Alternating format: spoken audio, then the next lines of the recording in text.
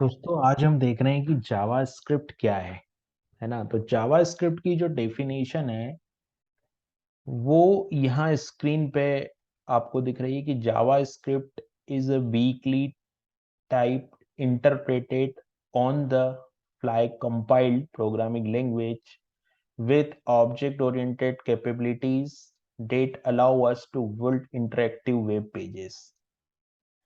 क्या मतलब है इसका? मतलब ये है कि इसमें जितने भी वर्ड आपको रेड कलर से दिखाई दे रहे हैं, है ना, कुछ रेड कलर से आपको हाईलाइटेड वर्ड दिखाई दे रहे हैं और कुछ ग्रीन कलर से यहाँ पे वर्ड जो है वो दिखाई दे रहे हैं। क्या मतलब है इसका? अगर हम इन चीजों को एक एक वर्ड को समझें तो यहाँ पे ये जो वर्ड लिखा हुआ है वीकली टाइप्ड। वीकली टाइप्ड का क्या मतलब होता है? वीकली टाइप्ड का मतलब यहाँ पे ये होता है, वीकली टाइप से मतलब ये है कि जब आप वेरिएबल बनाते हो ना, तो वेरिएबल आप बनाते हो तो आपको यहाँ पे कुछ इस तरीके से डेटा टाइप का नाम नहीं लिखना होता। राइट, जैसे कि अगर आपको मान लो आपने सी लैंग्वेज में वेरिएबल बनाया है तो सी में आप कैसे वेरिएबल बनाते थे? आप लिखते थे इंट और फिर लिखते थे एक्स, ऐसे लिखते थे। लेकिन जावा स्क्रिप्ट आपको कहती है कि आपको ये लिखने की जरूरत नहीं है। यानी कि जावा स्क्रिप्ट में आपको डेटा टाइप का नाम बताने की जरूरत नहीं होती। आप अगर जावा स्क्रिप्ट में आप जावा स्क्रिप्ट में अगर आपको वेरिएबल बनाना है तो आप डायरेक्ट लिख सकते हैं। जैसे एग्जांपल के लिए अगर मेरे को सी लैंग्वेज में बनाना है तो सी लैंग्वेज में कैसे बनाता था? मुझे इंट एक्स। लेकिन अगर मुझे जावा स्क्रिप्ट में वेरिएबल बनाना है तो मैं लिखूंगा लेट एक्स डॉलर लेटेक्स। मतलब मुझे यहाँ पे वेरिएबल का टाइप जो है वो बताने की जरूरत नहीं होती। यहाँ पे कहने का मतलब ये है कि जो लैंग्वेज होती है उसमें मुझे वीकली टाइप लैंग्वेज का मतलब है कि आपको डेटा टाइप, वेरिएबल का जो डेटा टाइप होता है वो आपको बताने की जरूरत नहीं है। लेकिन फिर क्वेश्चन ये उठता है कि जावास्क्रिप्ट को ये कैसे पता चलता है कि जो वेरिएबल हम लोग डिफाइन करने जा रहे हैं वो इंटीजर है या स्ट्रिंग है, क्या है? तो वो जावास्क्रिप्ट पता करती है लैंग्वेज की। मतलब जैसे आपने लिखा इंट एक्स, राइट, और आपने यहाँ पे लिख दिया कि एक्स की जो वैल्यू है वो आपने दे दी, मान लीजिए आपने एक्स की वैल्यू दे दी यहाँ पे 30।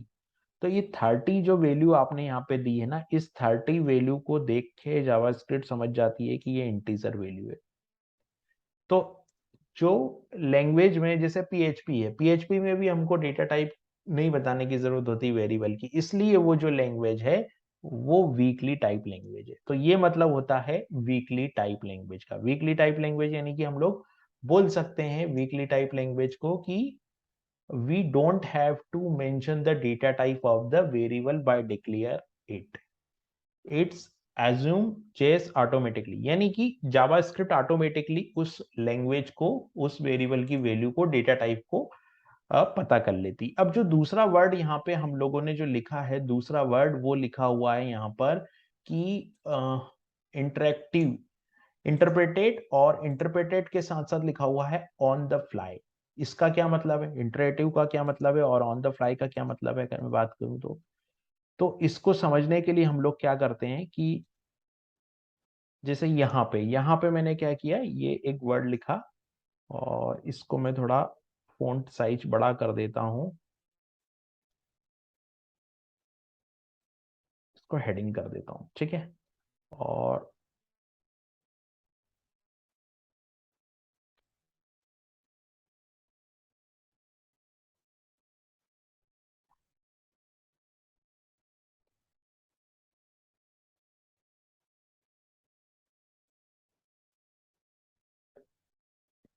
हाँ, तो हम लोग देख रहे थे कि क्या मतलब होता है इसका, इंटरप्रेटेड और ऑन द फ्लाई, है ना। इंटरप्रेटर और ऑन द फ्लाई का मतलब क्या है यहाँ पे?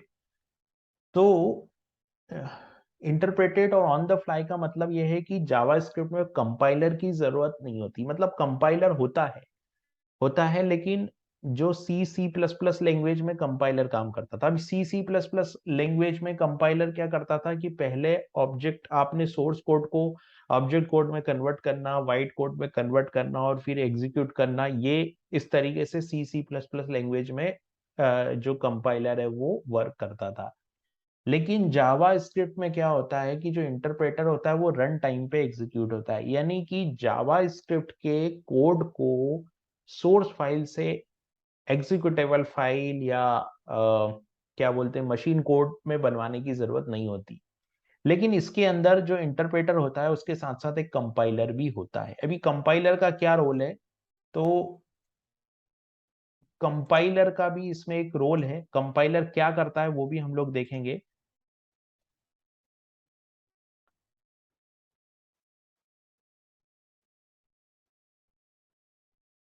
तो जैसे यहाँ पर क्या है कि not pre compiled like C C plus plus, है ना, ये रन टाइम पे एग्जीक्यूट करता है और यहाँ पे कंपाइलर होता है, ये मतलब है इसका। लेकिन जावा स्क्रिप्ट के पास एक और कंपाइलर होता है, मतलब एक कंपाइलर भी होता है और इंटरप्रेटर भी होता है। इंटरप्रेटर क्या करता है, इंटरप्रेटर का काम ये होता है कि वो लाइन बाय लाइन आपके कोड को रन टाइम पे इंटरप्रेट करता है। लेकिन कंपाइलर जो होता है यहाँ पे, अगर ये जो वर्ड मैं बोलूं कंपाइलर, तो इसका क्या मतलब है, तो कंपाइलर क्या करता है कि आपके कोड को ऑप्टिमाइज करता है, राइट।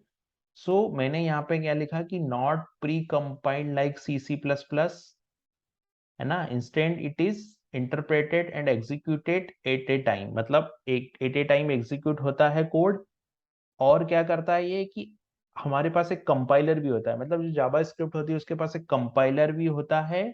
और वो क्या करता है कि ऑप्टिमाइज करता है आपके कोड को, जिससे कि आपका प्रोग्राम जो है वो फास्ट एग्जीक्यूशन होता है ना, जेएस का जो कोड होता है उसका एग्जीक्यूशन फास्ट होता है। तो ये जो लाइन थी यहाँ पे कि वीकली टाइप और interpreter on the fly compiled, इसका मतलब यहाँ पे ये है कि अब इसको हम लोग एक एग्जाम्पल से समझते हैं। तो जावा स्क्रिप्ट का जो कोड होता है वो, जावा स्क्रिप्ट का जो कोड होता है उसको कौन रन करता है, उसको जेएस का इंजन रन करता है ना। जावा स्क्रिप्ट का जो कोड है वो जेएस का इंजन रन करता है। अगर इसको मैं एक्सप्लेन करूं तो पहले क्या होता है कि यहाँ पे मान लीजिए कि आपकी कोई जेएस फाइल है, राइट। जैसे आपने यहाँ पे कोई जेएस फाइल बनाई, तो ये आपकी एक जेएस फाइल हो गई, ठीक है। और ये जेएस फाइल हो गई आपकी, और यहाँ पे जो है वो ये है आपका जेएस इंजन, मतलब जावा स्क्रिप्ट का इंजन। इसको मैं लिख देता हूँ, नाम दे देता हूँ यहाँ पे कि ये है जेएस इंजन, राइट। तो ये है जावा स्क्रिप्ट का इंजन, है ना, ये जेएस इंजन है। और यहाँ पर ये जो है आपकी जेएस की फाइल है। अब जब कोड एग्जीक्यूट होगा तो ये जो कोड है वो जाएगा यहाँ पे, ठीक है। ये जावास्क्रिप्ट का फाइल का कोड जाता है जावास्क्रिप्ट इंजन के पास। जावास्क्रिप्ट इंजन के अंदर एक सॉफ्टवेयर होता है जिसको हम बोलते हैं पार्सर। क्या बोलते हैं हम लोग इसको, पार्सर। तो ये कोड जाएगा पार्सर के पास। तो ये पार्सर के पास कोड गया। अब पार्सर क्या करता है, पार्सर का क्या काम है, पार्सर का काम यहाँ पर यह है कि ये आपके आपके कोड का जो आपका कोड होता है उसके सिंटेक्स एरर को चेक करता है, ठीक है। अब पार्सर के बाद क्या होगा कि आपका जो जेएस कोड है वो पार्सर के बाद से जाता है एएसटी के पास, ठीक है। अभी एएसटी कोई सॉफ्टवेयर नहीं है। एएसटी क्या करता है कि आपके कोड में से जो ट्री है, मतलब एक्सट्रैक्ट कर देता है सिंटेक्स ट्री को आपके कोड में से, मतलब इसी का थोड़ा ऑप्टिमाइज फॉर्मेट होता है। पार्सर जो है वो एएसटी में कन्वर्ट कर देता है। एएसटी से ये कोड जाता है, एएसटी के बाद से ये कोड जो है वो जाता है इंटरप्रेटर के पास, राइट। तो इंटरप्रेटर जो होता है वो क्या करता है, यहां पर ये कोड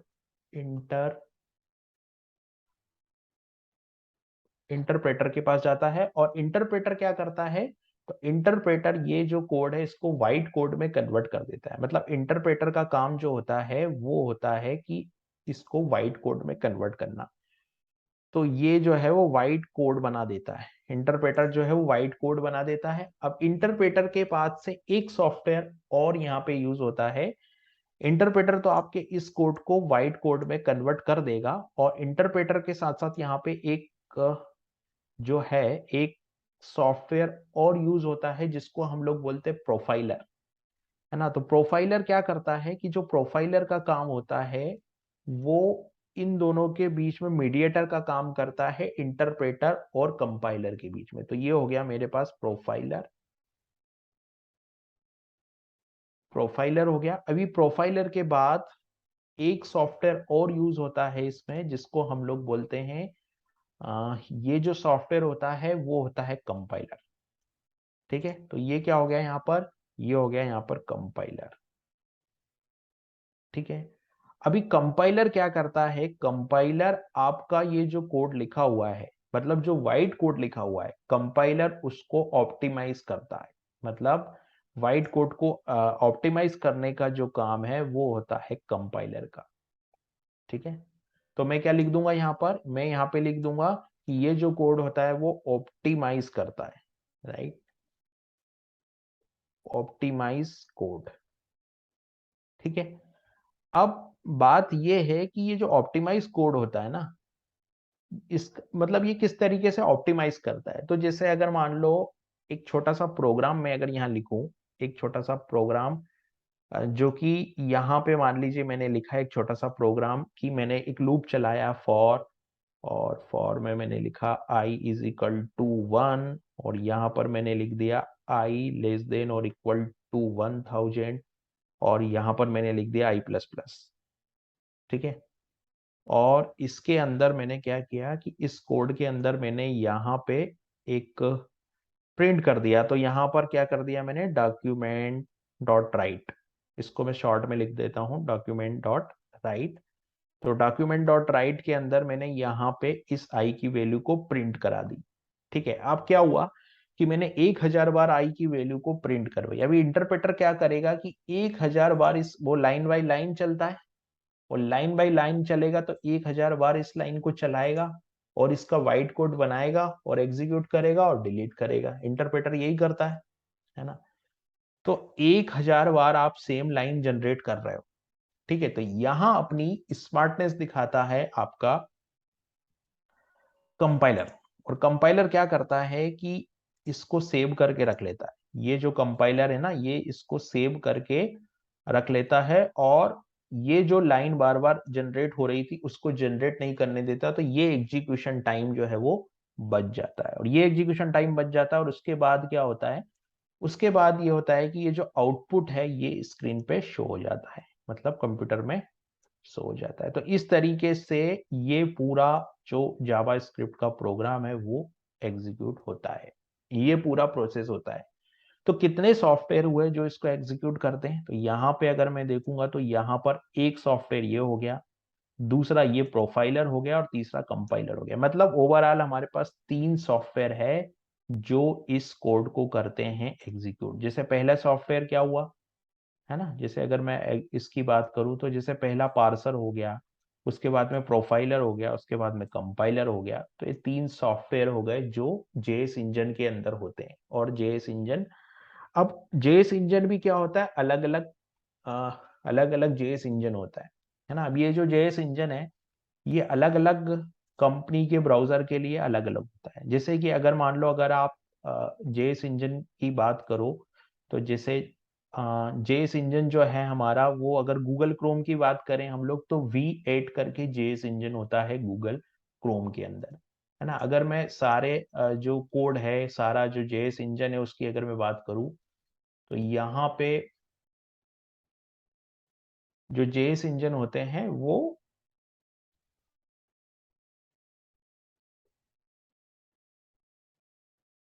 है ना, जेएस इंजन जो होते हैं वो, जैसे मान लो आप अगर गूगल क्रोम की बात कर रहे हैं ना, तो गूगल क्रोम के लिए V8 होता है। फिर इंटरनेट एक्सप्लोरर की बात करोगे या फायरफॉक्स की बात करेंगे तो स्पाइडर मंकी होता है फायरफॉक्स के लिए। तो इस तरीके से अलग अलग सॉफ्टवेयर, अलग अलग वेब ब्राउजर के लिए अलग अलग जेएस इंजन होते हैं। जैसे कि ये लिस्ट मैंने यहाँ पे लिखी है, आप देखोगे तो जैसे इंटरनेट एक्सप्लोरर के लिए जो आई होता है उसके लिए चक्रा होता है, फिर ये क्रोम होता है उसमें V8 होता है, फायरफॉक्स के लिए स्पाइडर मंकी होता है, ओपेरा गूगल के लिए जो होता है वो हमारा V8 होता है। V8 ओपेरा में भी होता है और V8 गूगल में ही होता है। तो इस तरीके से सफारी में ये होता है जावा स्क्रिप्ट कोर करके। तो इस तरीके से ये अलग अलग हमारे पास में अलग अलग क्या बोल सकते हैं हम लोग, अलग अलग हमारे पास में जो जावास्क्रिप्ट के इंजन होते हैं। अब जो डेफिनेशन हम लोग देख रहे थे जावास्क्रिप्ट की, उसमें हम लोगों ने ये देखा कि विथ, यहां तक हम लोगों ने देख लिया था इन दोनों वर्डों का मतलब। अब यहाँ पे programming language with object oriented capabilities. अब ऑब्जेक्ट ओरिएंटेड कैपेबिलिटीज की हम बात करें तो ऑब्जेक्ट ओरिएंटेड कैपेबिलिटीज क्या होती है? तो ऑब्जेक्ट ओरिएंटेड कैपेबिलिटीज का मतलब यहाँ पे ये होता है कि ऑब्जेक्ट ओरिएंटेड कैपेबिलिटी यानी कि कुछ हद तक जो ऑब्जेक्ट ओरिएंटेड फीचर है वो जावास्क्रिप्ट प्रोवाइड करती है, लेकिन फुल ऑब्जेक्ट ओरिएंटेड नहीं है ना। जैसे जावास्क्रिप्ट के अंदर क्या है कि जैसे क्लास हम लोग बना सकते हैं, है ना, क्लास बना सकते हैं, लेकिन हम लोग ऑब्जेक्ट बिना बिना क्लास के हम लोग ऑब्जेक्ट बना सकते हैं। फंक्शन को भी एज ए क्लास हम लोग यहाँ पे ट्रीट कर सकते हैं। तो ये अलग अलग इसमें होता है, मतलब अलग अलग तरीके से। इसको लिए हमको इसको फुल ऑब्जेक्ट ओरिएंटेड लैंग्वेज हम लोग जावास्क्रिप्ट को नहीं बोल सकते, क्योंकि ये फुल ऑब्जेक्ट ओरिएंटेड लैंग्वेज नहीं है। उसके बाद आता है हमारे पास में, ये हो गया ऑब्जेक्ट ओरिएंटेड कैपेबिलिटीज। फिर आता है कि इंटरेक्टिव वेब पेजेस, इसका क्या मतलब होता है? इसका मतलब ये होता है कि जैसे मान लीजिए आपने यहाँ पे एक बटन बनाई HTML से, राइट। अभी बटन के क्लिक पे आपने लिखा क्लिक, तो यहाँ पर क्या होगा कि कोई भी बटन पे क्लिक करेगा, कोई भी बटन पे क्लिक करेगा, आपका पेज बन जाएगा HTML से, ठीक है। CSS उस पेज को डेकोरेटिव कर देगी, पेज HTML से बन जाएगा, CSS उसको मतलब CSS उस पेज को क्या कर देगी कि डेकोरेट कर देगी। लेकिन अगर पेज पे फंक्शन चाहिए, आपको बटन के क्लिक पे पेज का कलर बदलना है, तो वो कैसे होगा? तो वो होगा आपके पास जावास्क्रिप्ट की मदद से। तो जावास्क्रिप्ट की मदद से आप जो है वो पेज को इंटरेक्टिव बना सकते हैं। तो ये जो डेफिनेशन यहाँ पे है हमारी पूरी की, ये अब क्या हो कि ये डेफिनेशन पूरी हमारी क्लियर हो गई कि जावास्क्रिप्ट वीकली टाइप, यानी कि जिसमें हमको डेटा टाइप डिक्लेयर करने की जरूरत नहीं है। इंटरप्रेटिव ऑन द फ्लाई, इसका मतलब ये होता है ऑन द फ्लाई कंपाइल, यानी कि कंपाइलर भी होता है और इंटरप्रेटर भी होता है, इसीलिए इसको मॉडर्न जावास्क्रिप्ट बोला जाता है। With the object oriented capabilities, इसमें हम लोग ऑब्जेक्ट बना सकते हैं, लेकिन क्लास, बिना क्लास के भी ऑब्जेक्ट बन सकते हैं इसके अंदर। और इंटरेक्टिव वेब पेजेस का मतलब होता है कि यहाँ पे हम लोग जो पेज पे कोई एक्शन है, कोई इवेंट फायर करना है, वो हम लोग जावास्क्रिप्ट की मदद से करते हैं।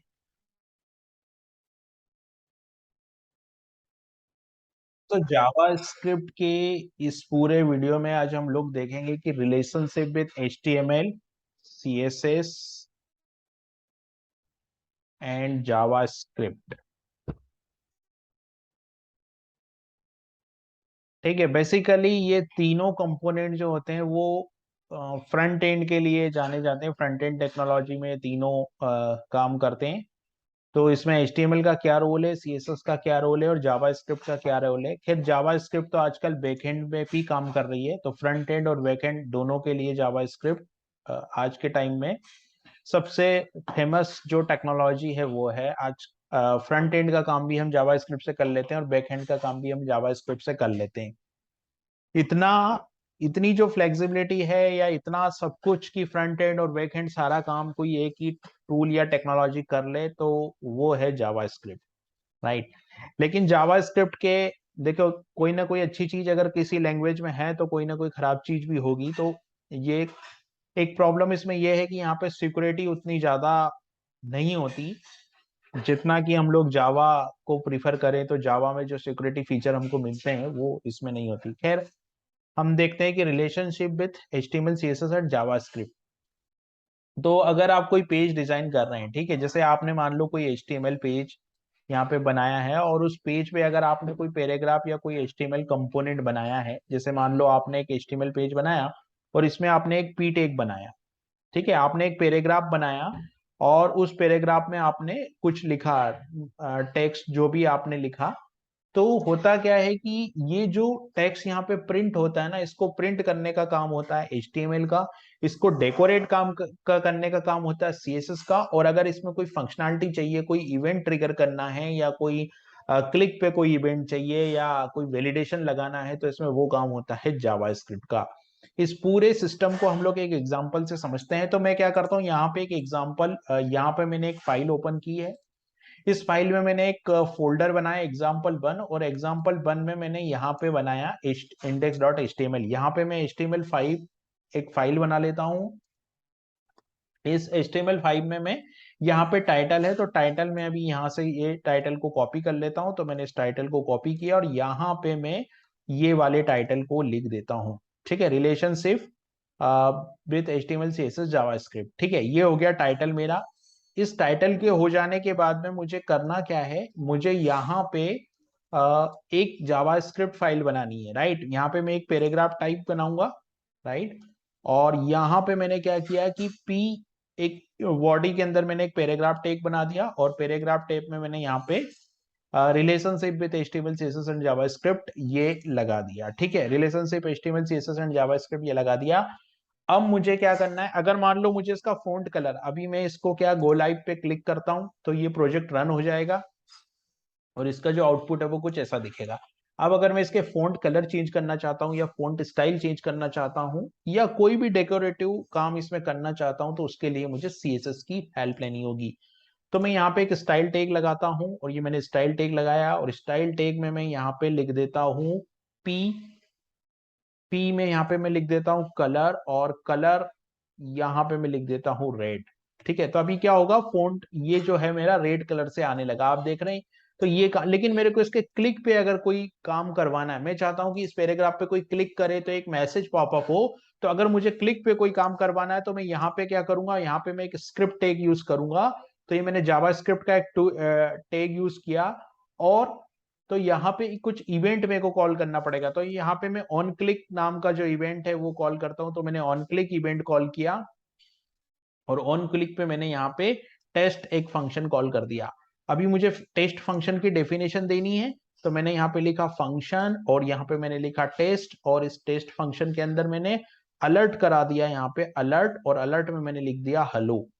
ठीक है, अलर्ट में मैंने लिख दिया यहाँ पे हेलो। इसका मतलब क्या हुआ, इसका मतलब यहाँ पे ये हुआ कि आप जैसे ही इस प्रोग्राम पे क्लिक करेंगे यहाँ पे अलर्ट हेलो हो जाए। कहने का मतलब ये है कि प्रिंट करने का काम HTML का है, डेकोरेटिव करने का काम CSS का है, और क्लिक होने पे इवेंट एग्जीक्यूट करने का काम अलर्ट का है। तो इस तरीके से हम लोग जावा, ये तीनों के बीच में ये रिलेशनशिप होता है HTML CSS एंड जावास्क्रिप्ट के बीच में।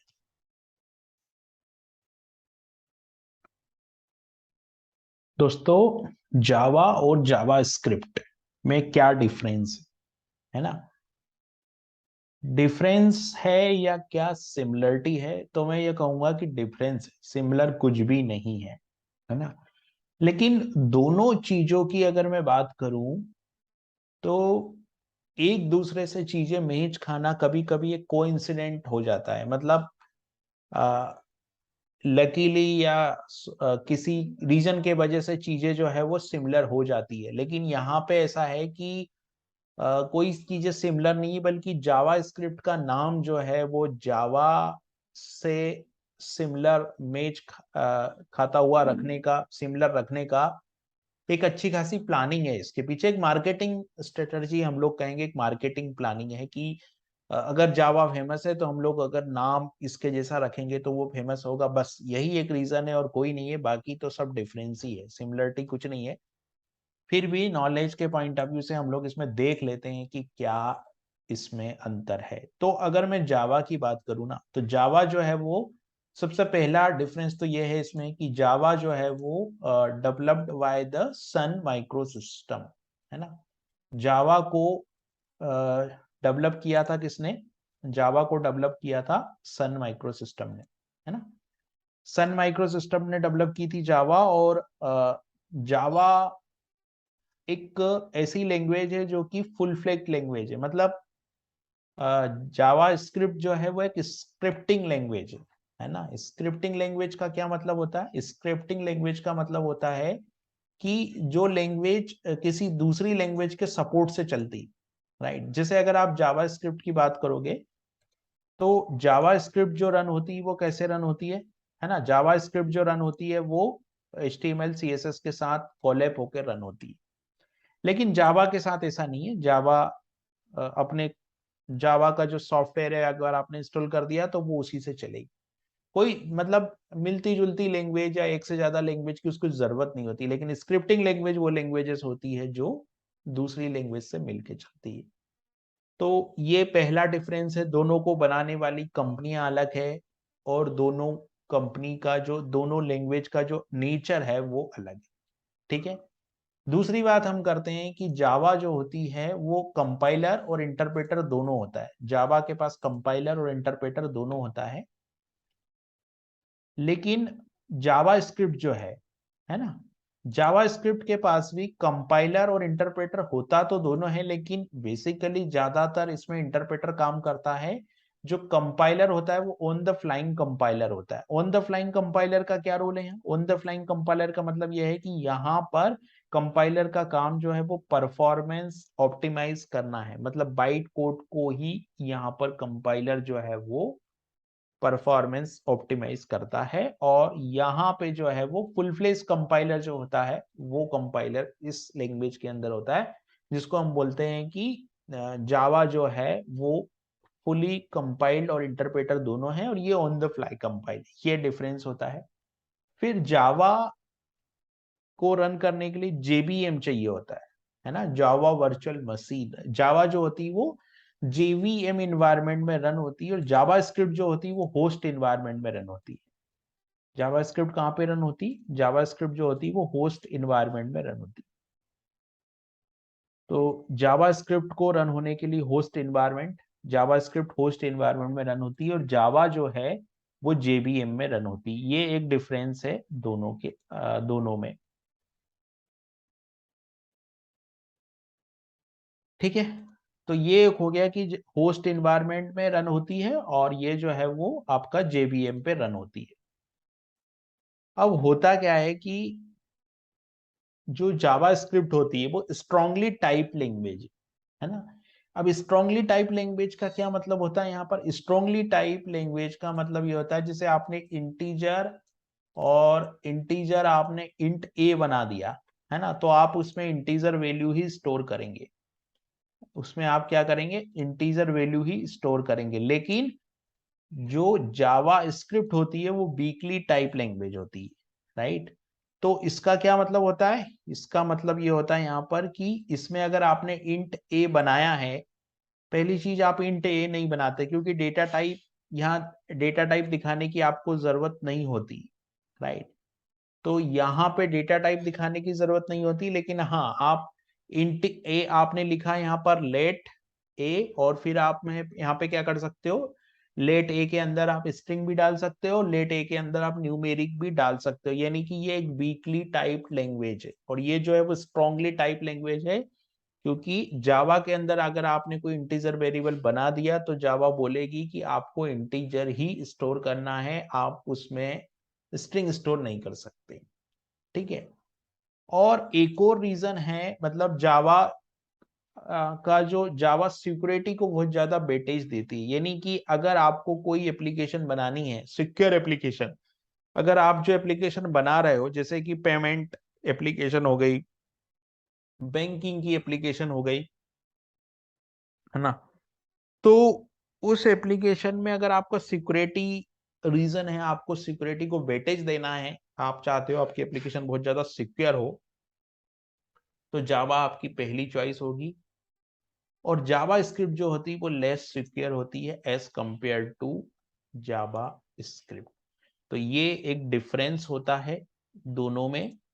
सिक्योरिटी को लेके डिफरेंस है, होस्ट इन्वायरमेंट को लेके डिफरेंस है, और भी बहुत सारी चीजें हैं कि ये बेसिकली हमने चार पांच ये देखे हैं डिफरेंस दोनों में, और भी डिफरेंस है, लेकिन बेसिकली चार या पांच ये डिफरेंस जो है वो ज्यादातर जावा और जावा स्क्रिप्ट में देखे जाते हैं। तो जावा स्क्रिप्ट का जो नाम है वो जावा स्क्रिप्ट का नाम केवल इसीलिए रखा गया ताकि जावा की जो जावा जब शुरू में लॉन्च हुई थी तब बहुत पॉपुलर लैंग्वेज थी, बहुत कम समय में बहुत ज्यादा पॉपुलैरिटी इसने हासिल की थी, और उसी को देखते हुए जावा स्क्रिप्ट के जो डेवलपर थे उन्होंने इसका फायदा लेना चाहा और इसको जावा स्क्रिप्ट कह के इसका नाम दिया गया। तो ये था basically difference between Java and Java script. चलिए दोस्तों, अब थोड़ी बात कर लेते हैं हिस्ट्री ऑफ जावा स्क्रिप्ट की। ठीक है, तो जावा स्क्रिप्ट को जिन्होंने डेवलप किया था वो ब्रेंडन एक है। इन्होंने जावा स्क्रिप्ट को बनाया था और महज 10 दिन में इस लैंग्वेज को बना दिया था। मतलब आप ये कल्पना कीजिए कि 10 दिन के अंदर इस लैंग्वेज को बना के तैयार किया, यानी कि क्या जबरदस्त एफर्ट इसमें डाले होंगे कि 10 दिन के अंदर एक लैंग्वेज पूरी कंप्लीट हो गई। हम लोगों से 10 दिन के अंदर एक प्रोजेक्ट नहीं बनता, इन लोगों ने 10 दिन में पूरी लैंग्वेज बना दी। ठीक है, तो यही एक रीजन है कि इतनी जल्दी इस लैंग्वेज को बनाया। तो इसमें कुछ प्रॉब्लम्स है जावा स्क्रिप्ट के अंदर, और ये प्रॉब्लम इन्होंने एक्सेप्ट भी की है।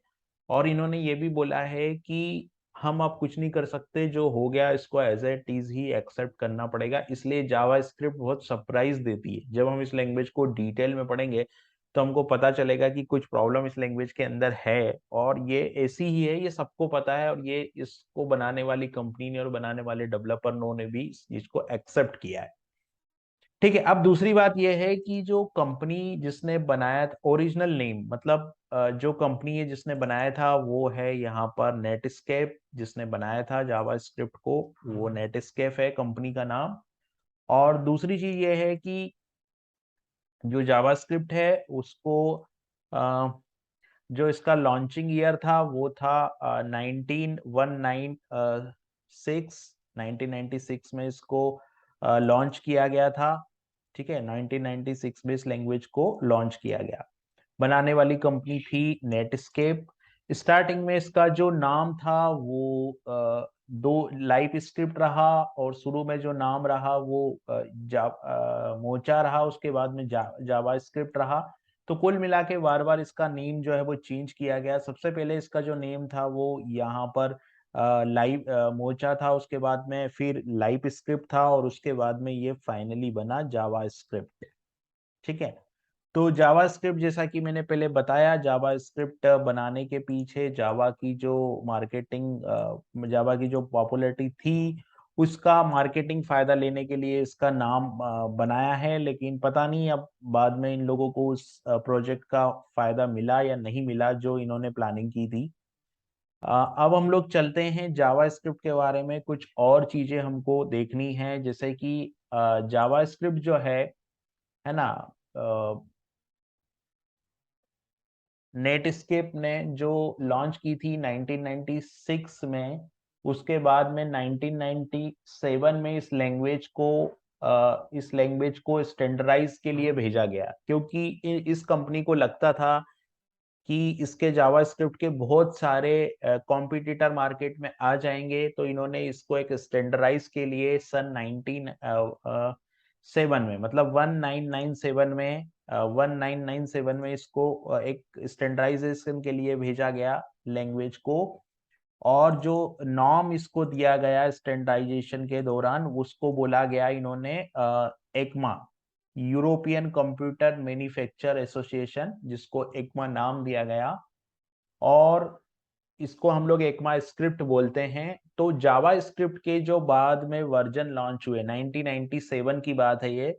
तो 1997 में जो बना उसको हम लोग, इसको कुछ इस तरीके से डिनोट किया गया 1997 में कि 1997 में जो स्टैंडर्डाइजेशन हुआ, और 1997 के स्टैंडर्डाइजेशन के बाद में 1997 में इसको बोला गया ES1, यानी कि एक्मा स्क्रिप्ट वन। अभी एक्मा स्क्रिप्ट वन क्या है? तो जो एक्मा स्क्रिप्ट वन है उसमें एक्मा स्क्रिप्ट जो है वो एक स्टैंडर्ड का नाम है। और 1997 में जब ये अपडेट हुआ, ये स्टैंडर्डाइजेशन हुआ लैंग्वेज का, उसके बाद में 1997 में इसको ES1 बोला गया, जो स्टैंडर्ड का नाम था। यहाँ पर एक्मा स्क्रिप्ट लैंग्वेज स्टैंडर्ड है और जावा स्क्रिप्ट उसका नेम है, राइट। तो 1997 के बाद से लेके और 2009 तक ES5 जो रिलीज 2009 तक जाते जाते इसका जो अपडेट था वो ES5 हुआ, है ना। 1997 से 2009 तक जाते जाते इसको ES5 हुआ। फिर 2015 में, है ना, 2015 में इसको बोला गया ES6। और फिर ES6 जो था, ES 2015 was release. So ES6 जो आया वो 2015 में आया और 2015 में इसमें बहुत ज्यादा अपग्रेड आया, राइट। तो इसलिए ES6 जो है वो बहुत पॉपुलर वर्जन है इसका। इसके बाद क्या हुआ कि ES6 7 8 9 आता गया। तो प्रॉब्लम यहाँ पर ये हुई कि जब कोई लैंग्वेज, अभी जावास्क्रिप्ट को क्या है कि जावास्क्रिप्ट जब बनी लैंग्वेज, तो जितनी भी वेब ब्राउजर बनाने वाली कंपनियां थी, उन कंपनियों ने क्या किया कि अपने जावास्क्रिप्ट इंजन थे, वेब ब्राउजर का जो जावास्क्रिप्ट इंजन था उसमें उसको इनबिल्ट किया, जावास्क्रिप्ट इंजन बनाया। तो जब जावास्क्रिप्ट इंजन बनाया तो प्रॉब्लम ये हुई कि जितनी कंपनियां जावास्क्रिप्ट इंजन बना रही थी और जावास्क्रिप्ट के जो अपडेट आ रहे थे, वो अगर लैंग्वेज अपडेट होगी तो ब्राउजर भी अपग्रेड करना पड़ेगा। ठीक है, अभी लैंग्वेज जल्दी जल्दी अपग्रेड हो रही है, तो ब्राउजर को अपग्रेड करना इतनी जल्दी पॉसिबल नहीं हुआ। तो फिर ये डिसाइड हुआ कि एक स्टैंडर्ड बनाया जाए। तो वो जो स्टैंडर्ड है वो ES6 है, यानी कि जावास्क्रिप्ट में सबसे ज्यादा अपग्रेड जो आया वो ES6 में आया। मतलब सबसे बड़ा जो मेजर अपग्रेड था वो 2015 में था, और जिसको ES6 बोला गया। इसीलिए हम लोग बोलते हैं कि ES6, जैसे हम लोगों को रिएक्ट पढ़ना है या कुछ और पढ़ना है तो हम लोग बोलेंगे कि ES6 आनी चाहिए। तो ES6 क्यों आनी चाहिए? क्योंकि जावास्क्रिप्ट का जो मेजर अपग्रेड था वो ES6 में हुआ। ठीक है, फिर ES6 के बाद में 2016 की अगर हम बात करें तो 2016 में यहाँ पे ES7 हम बोल सकते हैं आया। तो ऐसे करके नए नए वर्जन ईयर वाइज इसके आते रहे नए नए। फिर बाद में जाके ये डिसाइड हुआ कि अब जो, ऐसे तो आता ही जाएगा अपग्रेड, तो फिर बाद में जाके ये डिसाइड हुआ कि इसको हम लोग बोलेंगे कि जावास्क्रिप्ट नेक्स्ट, राइट। तो हम लोगों को ये दिमाग में रखना है कि हम जो बात करेंगे वो ES6 की करेंगे, क्योंकि जावास्क्रिप्ट में जो मेजर अपग्रेड है वो ES6 में है। ठीक है, फिर जो अब प्रॉब्लम यहाँ पर ये थी कि जो प्रॉब्लम है वो ये है कि जैसे अगर आपके आपके पास वेब ब्राउजर है, वो वेब ब्राउजर अगर ES5 को यूज कर रहा है और अगर आप ES6 में कोड लिखेंगे, तो वो कोड उस क्लाइंट मशीन पे नहीं चलेगा, है ना, क्लाइंट मशीन पे नहीं चलेगा। तो फिर एक कंपनी है जिसका नाम है बेवल, राइट। तो बेवल ने फिर बेवल क्या करता है, बेवल हमको यहाँ पे ट्रांसप्लिंग एंड पॉलीफिलिंग कन्वर्जन की फैसिलिटी देता है। यानी कि अगर आपके सिस्टम पे ES5 को, आपके सिस्टम पे जावास्क्रिप्ट का जो ब्राउजर है, वेब ब्राउजर जो है वो ES5 यूज कर रहा है, अपडेटेड नहीं है, और अगर आप जो कोड लिख रहे हैं वो ES6 का कोड है, तो फिर ये वेवल क्या करेगा कि आपके कोड को वो ES6 में कन्वर्ट कर देगा, राइट। इसको हम लोग बोलते हैं, ये जो फीचर है इसको हम लोग बोलते हैं कि transforming and convert to polling. ये एक फीचर होता है जावास्क्रिप्ट का। तो ये वाला जो फीचर है ये कौन प्रोवाइड करता है? ये वेवल, जो कंपनी वेवल बना रही है, वेवल नाम की जो कंपनी है वो इस फीचर को प्रोवाइड करती है। इसमें अगर आप ES5 में, आपके ब्राउजर में ES5 है और आपका कोड ES6 का है, तो वो उसको लोअर वर्जन में कन्वर्ट कर दिया जाता है। तो इस तरह की कुछ चीजें इसमें यूज हुई, थर्ड पार्टी की जो चीजें हैं वो इसमें यूज हुई। तो ये थी जावास्क्रिप्ट की हिस्ट्री। फिलहाल हमको तो ES6 से ही मतलब है अभी, क्योंकि हम लोग जितना भी देखेंगे वो ES6 पर ही डिपेंडेंट है। ठीक है दोस्तों, अब हम लोग टूल्स की बात कर लेते हैं। तो बेसिकली जावास्क्रिप्ट में हम लोगों को दो टूल की जरूरत होगी। ठीक है, दो टूल मतलब हम लोगों को जो टूल की अगर मैं बात करूं तो टूल्स में हम लोगों को गूगल क्रोम चाहिएगा। गूगल क्रोम, हम लोग कोई भी वेब ब्राउजर यूज कर सकते हैं, लेकिन इस प्रोजेक्ट में हम लोग जो यूज करेंगे वो गूगल क्रोम यूज करेंगे। ठीक है, तो टूल्स में हमारे को गूगल क्रोम चाहिए, और एक VS कोड ओपन सोर्स जो है वो मैंने ऑलरेडी इंस्टॉल कर रखा है। तो हम लोगों को टूल्स में यहाँ पर जावा स्क्रिप्ट की प्रोग्रामिंग करने के लिए हम लोगों को केवल और केवल दो टूल की रिक्वायरमेंट है, जिसमें से एक हमारा वेब ब्राउजर है और दूसरा हमारा है VS कोड। ठीक है, VS कोड एक IDE है, राइट, और बहुत पावरफुल आईडी है, बहुत अच्छे अच्छे इसमें एक्सटेंशन है। तो इसमें हम लोग यूज करेंगे लाइव सर्वर। इसमें हम लोगों को एक एक्सटेंशन यूज करेंगे हम, जो कि है लाइव सर्वर, और HTML, CSS और JS कोड फॉर्मेटर। ठीक है, ये एक्सटेंशन हम लोगों को यूज करना है, और ये दो टूल हम लोगों को यूज करना है। ठीक है, तो जैसे अगर आप यहाँ पर जाओगे तो मैंने एक्सटेंशन ऑलरेडी इंस्टॉल कर रखे हैं, राइट। स्क्रीन शेयर कर देता हूं मैं ये, और यहाँ पर आप देखोगे एक्सटेंशन वाले इसमें जाओगे तो मैंने यहाँ पर लाइव सर्वर जो है वो इंस्टॉल कर रखा है ना। लाइव सर्वर आप यहाँ पर जाकर सिंपल इंस्टॉल पे क्लिक करेंगे तो लाइव सर्वर इंस्टॉल हो जाएगा। ठीक है, एक हमको लाइव सर्वर लगेगा और एक और होता है जो कि हम लोगों को यहाँ पर ये प्रीटियर कोड फॉर्मेटर, ये दो एक्सटेंशन हमको इंस्टॉल करने होंगे। तो ये दोनों एक्सटेंशन मैंने इंस्टॉल कर लिए हैं। ठीक है, तो ये हमको दो एक्सटेंशन चाहिए और ये दो सॉफ्टवेयर चाहिए जावा स्क्रिप्ट की प्रोग्रामिंग करने के लिए। ठीक है, अब हम देखते हैं जावा स्क्रिप्ट के कुछ और बेसिक्स, जैसे कि जावा स्क्रिप्ट में हम लोग किस तरीके से कोड इम्बेड करेंगे। जावा स्क्रिप्ट को इम्बेडिंग करना हम लोग देखते हैं। पहले तो हम लोग जावा स्क्रिप्ट को इम्बेडिंग करना, कि जावा स्क्रिप्ट को इम्बेड करने के कितने तरीके होते हैं वो हम लोग देखते हैं। ठीक है, तो बेसिकली जावा स्क्रिप्ट को इम्बेडिंग करने के दो तरीके हैं। ठीक है, फर्स्ट तरीका ये है कि हम लोग जावा स्क्रिप्ट को लोकली मतलब लोकल कर सकते हैं, लोकली इम्बेड कर सकते हैं। पहला जो तरीका है वो हमारा है लोकली, मतलब हम लोग जावा स्क्रिप्ट को एज ए लोकली इम्बेड कर सकते हैं। और जो दूसरा तरीका है मेरे पास जावा स्क्रिप्ट को इम्बेड करने का वो है एक्सटर्नली। ठीक है, दो तरीके हमारे पास, एक इंटरनली है और एक एक्सटर्नली है।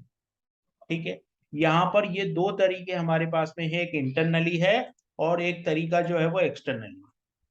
ठीक है, अब जावा स्क्रिप्ट को यहाँ पर एक स्क्रिप्ट टैग हम लोग यूज करते हैं। ठीक है, तो जावा स्क्रिप्ट के ये दोनों ही तरीके, मतलब जावा स्क्रिप्ट को एम्बेड करने के दोनों ही तरीके में हमको यूज करना होता है स्क्रिप्ट टैग। ठीक है, with the help of script tag हम लोग जावा स्क्रिप्ट को क्या करते हैं, इम्बेड करते हैं। स्क्रिप्ट टैग की हेल्प से हम लोग जावा स्क्रिप्ट को इम्बेड करते हैं। और जो कोड का कुछ फॉर्मेट होता है वो कुछ इस तरीके से होता है कि जावा स्क्रिप्ट का टैग आया है ना, यहाँ पे जावा स्क्रिप्ट का टैग है और यहाँ पे इसका कुछ कोड है, और ये इस तरीके से बीच में जावा स्क्रिप्ट का यहाँ पे कोड आ जाएगा। स्क्रिप्ट टैग स्टार्ट होगा और स्क्रिप्ट टैग एंड होगा और बीच में जावा स्क्रिप्ट का कोड आ जाएगा। ठीक है, अब यहाँ पर आप ये जो लाइन देख रहे हैं ना, यहाँ पर टाइप इज इक्वल टू ये जो लिखा हुआ है इसकी जरूरत नहीं है, मतलब ये रिक्वायर्ड नहीं है ना। ये डिफॉल्ट एम्बेडेड है, ये जो है वो डिफॉल्ट एम्बेडेड है। जो भी ब्राउजर में जावास्क्रिप्ट इंजन है उसमें ये डिफॉल्ट एम्बेडेड है, तो इसकी जरूरत अभी नहीं है। तो इस तरीके से हम लोग यहाँ पर स्क्रिप्ट टैग लगा के इसमें कोड हम लोग यहाँ पे लिख सकते हैं। इस तरीके से जावा स्क्रिप्ट का कोड लिखा जाता है HTML पेज के अंदर। अब जो दूसरा तरीका होता है, मतलब जो लोकल, और दूसरा जो तरीका होता है कि इसको कहाँ ऐड करना है एक HTML पेज में। ठीक है, तो इसको ऐड करने के दो तरीके हैं, मतलब दोनों टैग में ये ऐड हो सकती है। जैसे हम लोग इसको हेड टैग में भी यूज कर सकते हैं और हम लोग इसको बॉडी टैग में भी यूज कर सकते हैं। कैसे, तो वो हम लोग यहाँ पे देखते हैं कि किस तरीके से हम लोग इसको ऐड कर सकते हैं हेड टैग में और किस तरीके से बॉडी टैग में। तो यहाँ पर ये जो एग्जांपल आप देख रहे हैं, ठीक है, इस तरीके से हम लोग यहाँ पर हेड टैग में जेएस का जो कोड है उसको हम लोग यहाँ पे इस तरीके से हेड टैग में यूज करेंगे। ठीक है, ये है हमारा हेड टैग में यूज करने का तरीका। यहाँ पर हेड टैग आएगा और यहाँ पे जावा स्क्रिप्ट एड होगी और यहाँ पे बंद हो जाएगी। ये है हेड टैग का तरीका। और जो बॉडी टैग का तरीका है वो क्या है, तो जो बॉडी टैग का तरीका है उसमें क्या होगा, जावास्क्रिप्ट का जो बॉडी टैग का तरीका है वो कुछ इस तरीके से होता है। इसका फॉन्ट साइज कम कर देता हूं मैं। ठीक है, ये है हमारा बॉडी टैग। तो यहाँ पे बॉडी टैग है और बॉडी टैग यहाँ से स्टार्ट होगा। कुल मिला के दो तरीके हैं, जो एक होता है हेड टैग और एक होता है बॉडी टैग, और दोनों में हम लोग इसको ऐड कर सकते हैं। लेकिन अभी क्वेश्चन ये उठता है कि कहाँ पर हमको हेड टैग यूज करना चाहिए और कहाँ पर हम लोगों को बॉडी टैग यूज करना चाहिए, लेने कि हम लोग हमारे प्रोग्राम में ये कैसे डिसाइड करें कि हमको जावा स्क्रिप्ट यहाँ पर एड बॉडी टैग में करना चाहिए और हमको यहाँ पर जावा स्क्रिप्ट हेड हेड टैग में करना चाहिए। तो ये डिपेंड करेगा कि जैसे अगर आप जो जावा स्क्रिप्ट यूज कर रहे हो, है ना, और उसमें कोई ऐसा कोड लिखा है जिसका इम्पेक्ट आपके HTML कंपोनेंट पे हो रहा है, तो फिर आपको बॉडी टैग में यूज करना चाहिए, क्योंकि जो CSS होती है, राइट, अभी यहाँ पर एक तरीका, जो एक डिफरेंस है CSS कोड में और जावा स्क्रिप्ट के कोड में, तो हम लोग उसको समझते हैं। यहाँ पे जो डिफरेंस है CSS के कोड में और जावा स्क्रिप्ट के कोड में, हम लोग उसको समझते हैं। ठीक है, तो मैंने यहाँ पर इस पेज को ओपन किया और यहाँ पर जैसा ये जो HTML पेज दिख रहा है आपको, ठीक है, अभी यहाँ पर जो पैराग्राफ मैंने यहाँ पे लिखा हुआ है पैराग्राफ, है ना, यहाँ पर मैंने लिख दिया पैराग्राफ और इस पैराग्राफ में कलर रेड। अभी क्या होगा कि ये जो बॉडी टैग है ना, ये कोड पहले चलेगा, लेकिन CSS क्या करेगी कि इस पैराग्राफ टैग के लोड होने के मतलब बाद में इस पे कलर फिल करेगी, यानी कि फॉन्ट कलर CSS जो अप्लाई होगी वो HTML कोड के अप्लाई होने के तुरंत बाद होगी, HTML टैग बनने के बाद अप्लाई होगी। लेकिन अगर आपने मान लो यहाँ कोई जावा स्क्रिप्ट का कोड लिखा, तो वो इंतजार नहीं करेगा इसको लोड होने के, है ना। तो उस केस में हमको क्या होगा कि स्क्रिप्ट टैग को यहाँ पे नीचे लगाना पड़ेगा, राइट, क्योंकि हमने यहाँ पे मान लो जावा स्क्रिप्ट का कोड लिख दिया, हमने यहाँ पे जावा स्क्रिप्ट का कोड लिख दिया और यहाँ पे क्या हुआ कि इस कोड में उसका इम्पेक्ट आ रहा है, यहाँ पे कोई एक्शन परफॉर्म हो रहा है इस कोड पे, लेकिन जो एक्शन परफॉर्म हो रहा है वो तो अभी लोड ही नहीं हुआ कोड, तो जावा स्क्रिप्ट का कोड इंतजार नहीं करता, वो तुरंत एग्जीक्यूट हो जाता है ना। तो इसलिए हमको जावा स्क्रिप्ट में दोनों ऑप्शन दिए गए हैं कि हम लोग जावा स्क्रिप्ट को हेड टैग में भी यूज कर सकते हैं और बॉडी टैग में भी यूज कर सकते हैं। अब ये हमको डिसाइड करना होगा कि हेड टैग में हम लोग कब यूज करेंगे। अगर हमारा कोड ऐसा है जिसका नीचे वाले एलिमेंट से मतलब बॉडी टैग के एलिमेंट से कोई लेना देना नहीं है, तो हम लोग उसको हेड टैग में यूज करेंगे, नहीं तो हम लोग उसको बॉडी टैग में यूज करेंगे। ये है ऐड करने का जो तरीका है, वो ये है जावा स्क्रिप्ट को ऐड करने का तरीका। ठीक है, तो ये दोनों तरीके हैं, दोनों तरीके से हम लोग ऐड कर सकते हैं जावा स्क्रिप्ट को। अब जो जावा स्क्रिप्ट का एक्सटर्नल तरीका है, यानी कि जो दूसरा तरीका है, वो है एक्सटर्नल जावा स्क्रिप्ट एम्बेडेड, है ना। ये तो हमने इंटरनली देखा कि इंटरनली हम लोग किस तरीके से ऐड कर सकते हैं, और जो दूसरा फॉर्मेट है वो है एक्सटर्नली किस तरीके से हम लोग ऐड कर सकते हैं जावा स्क्रिप्ट को। तो अगर हमको एक्सटर्नली ऐड करना है तो हमको एक एसआरसी एट्रीब्यूट यहाँ पे कॉल करना होता है। एसआरसी का मतलब होता है सोर्स एट्रीब्यूट। तो सोर्स एट्रीब्यूट मतलब हमको यहाँ पे कुछ इस तरीके से लिखना होगा कोड। ये जावा स्क्रिप्ट हो गई, यहाँ पे टाइप हो गया, टाइप के बाद में यहाँ पे टाइप इसको लिखना मैंने बताया कि ये रिक्वायर्ड नहीं है, इसकी कोई जरूरत, ये ऑप्शनल है। और एसआरसी में हम लोगों को फाइल का पाथ देना होगा। तो इस तरीके से जो एक्सटर्नल जावा स्क्रिप्ट है वो हम लोग यूज कर सकते हैं। तो इस एक्सटर्नल जावा स्क्रिप्ट को हम लोग इस तरीके से यूज कर सकते हैं।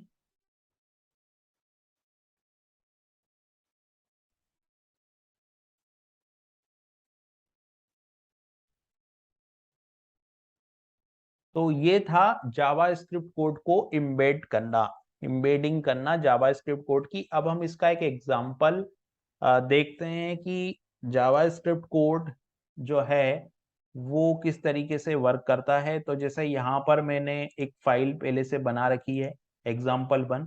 अभी मैं यहाँ पे एक फोल्डर और बना लेता हूँ। तो मैंने एक फोल्डर बनाया example2, ठीक है, ये example2 बनाया और इस फोल्डर के अंदर मैंने एक index.html एक फाइल बना ली और यहाँ पे मैंने जो बेसिक HTML है इसको कॉल कर लिया। ठीक है, यहाँ पे मैं लिख देता हूँ कि जावास्क्रिप्ट एम्बेडिंग एग्जाम्पल। ठीक है, जावास्क्रिप्ट एम्बेडिंग एग्जाम्पल। तो हम लोग पहले क्या करते हैं, हम लोग यहाँ पे एक हेड टैग में हम लोगों को हेड में स्क्रिप्ट टैग लगाना होगा, है ना। और स्क्रिप्ट टैग लगाने के बाद में हम लोग यहाँ पर लिख देंगे अलर्ट, और अलर्ट लिखने के बाद में हम लोग यहाँ पर लिख देंगे हेलो। ठीक है, यहाँ पर हमने अलर्ट लिखा और हेलो लिखा। ठीक है, और यहाँ बॉडी टैग में मैंने क्या किया, बॉडी टैग के अंदर मैंने एक पैराग्राफ टैग लगाया, और इस पैराग्राफ टैग में मैंने यहाँ पे लिखा this is Java script, this is Java script, है ना, एम्बेडिंग एग्जाम्पल।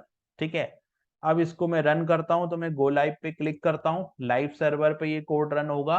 तो मैंने गो लाइव पे क्लिक किया तो आप देख रहे हैं हेलो आया।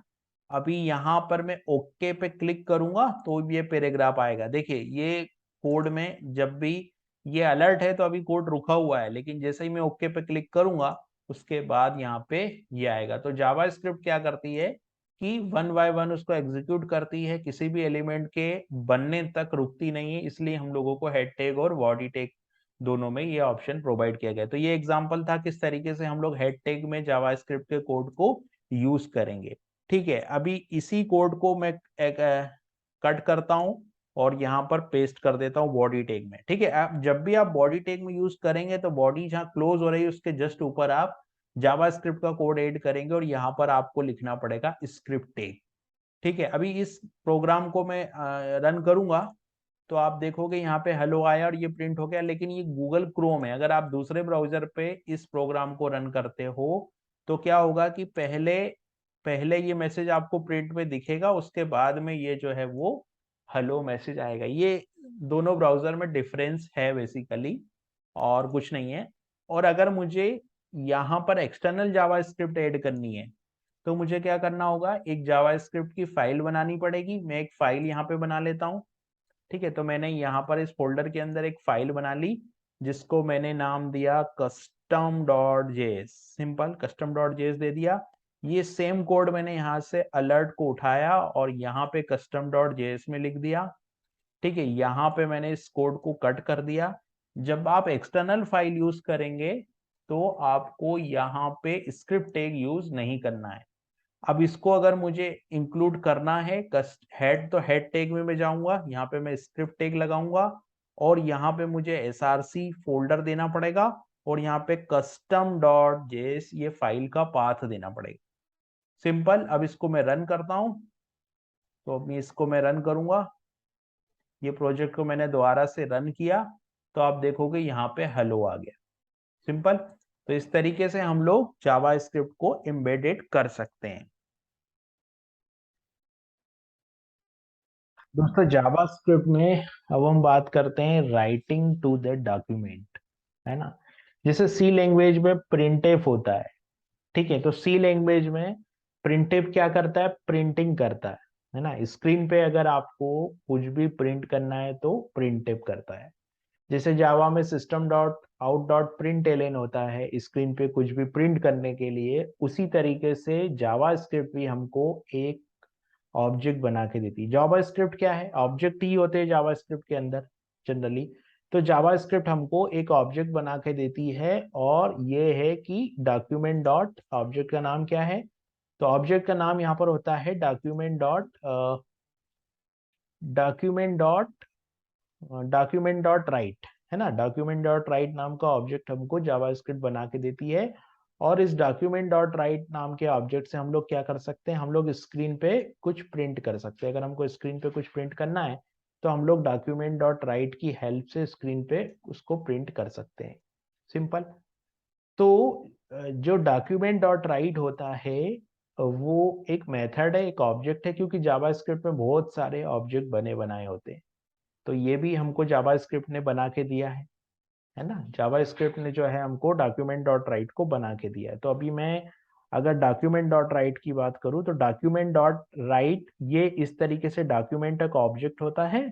और डॉक्यूमेंट डॉट राइट यानी कि अगर मेरे को स्क्रीन पे कोई चीज लिखनी है तो मैं डॉक्यूमेंट डॉट राइट को लेता हूँ। यहाँ पर क्या होगा, यहाँ पर हम लोग सम टेक्स्ट जो भी है वो यहाँ पर हम लोग टेक्स्ट टू डिस्प्ले हो जाएगा, यानी कि जो भी टेक्स्ट हम लोग लिखेंगे वो डिस्प्ले हो जाएगा। तो इस तरीके से डॉक्यूमेंट डॉट राइट जो है वो वर्क करता है। डॉक्यूमेंट डॉट राइट ये हो गया।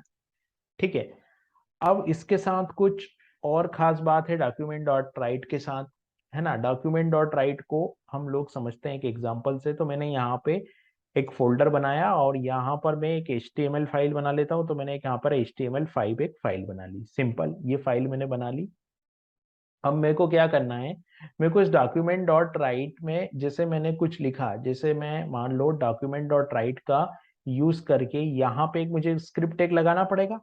तो मैं क्या करता हूँ कि इस टाइटल के नीचे यहाँ पे एक स्क्रिप्ट टेग लगा लेता हूँ। तो मैंने यहाँ पे स्क्रिप्ट टेग लगाया और इस स्क्रिप्ट टेग में मैं डॉक्यूमेंट डॉट, ये डॉक्यूमेंट है मेरे पास में, ठीक है। तो ये document dot right, document dot right मुझे लिखना पड़ेगा, डॉक्यूमेंट डॉट राइट। और डॉक्यूमेंट डॉट राइट के अंदर मैं कुछ भी टेक्स्ट जो मुझे प्रिंट करना है वो मैं लिख सकता हूँ। जैसे मेरे को लिखना है मान लो वेलकम, राइट, मेरे को लिखना है welcome to JavaScript, welcome to JavaScript. तो मैंने को यहाँ वेलकम टू जावा स्क्रिप्ट लिखना है, तो ये मैंने प्रिंट कर दिया। अभी यहाँ पे मेरे को लिखना है कि जैसे यहाँ पे मैं दिस है, तो यहाँ पर मेरे को क्या लिखना है, जैसे यहाँ पे मैंने क्या किया, एक BR टैग लगाया और इस BR टैग में यहाँ पे मैंने लिखा कि this is HTML, this is HTML, ये मैंने लिख दिया, सिंपल। और यहाँ पे फिर से मैंने एक BR टैग लगा दिया। तो इसका जो आउटपुट होगा वो क्या होगा, तो इस पेज को हम लोग रन करते हैं, तो मैं गो लाइव पे क्लिक करता हूँ तो ये लाइव सर्वर पे जो आउटपुट है वो रन हो जाएगा। तो इसका आंसर हो गया वेलकम टू जावास्क्रिप्ट और दिस इज HTML। अब अगर मान लीजिए मैं यहाँ पे सेम ये लाइन लिखता हूँ, मतलब मैं कॉपी करता हूँ इस लाइन को और एक बार फिर से मैं इस लाइन को लिखता हूँ यहाँ पे वेलकम टू जावा स्क्रिप्ट, तो यहाँ पे क्या आंसर मेरे को मिलेगा। जैसे मैंने यहाँ पे कॉपी किया इसको और मैं सिंपल यहाँ पे लिख देता हूँ जावा स्क्रिप्ट, ठीक है। तो अब इसका आउटपुट क्या होगा, जावा स्क्रिप्ट में लिख देता हूँ, फिर से मैं इस पेज पे जाता हूँ तो आप देखोगे कि जावा स्क्रिप्ट इसी के आगे ऐड हो गया। इसका मतलब ये है कि ये जो फंक्शन है ना, अभी डॉक्यूमेंट तो देखो, डॉक्यूमेंट एक ऑब्जेक्ट है यहाँ पे और डॉट राइट मतलब उसका फंक्शन है, ये स्कोप मेंबर मेंबर एक्सेसिफायर ऑपरेटर होता है। डॉट डॉट को हम लोग मेंबर स्पेसिफायर बोलते हैं। तो यानी कि डॉक्यूमेंट डॉट राइट अपने तरफ से न्यू लाइन नहीं लेता, हम लोग जो लिखते हैं उसी में ये आगे जाके इसको इनहांस कर देता है, लाइन को इनहांस कर देता है। तो एक एग्जांपल था डॉक्यूमेंट डॉट राइट का, यहाँ से डॉक्यूमेंट डॉट राइट लिख देता है और ये ब्राउजर का जो एरिया होता है, यहाँ पर ये व्हाइट एरिया जो आ रहा है ब्राउजर का, इसी में ये लिखता है। अभी कुछ और चीज हम लोग देखेंगे डॉक्यूमेंट डॉट राइट के बारे में। ये हमारा फर्स्ट एग्जाम्पल था डॉक्यूमेंट डॉट राइट का, ठीक है।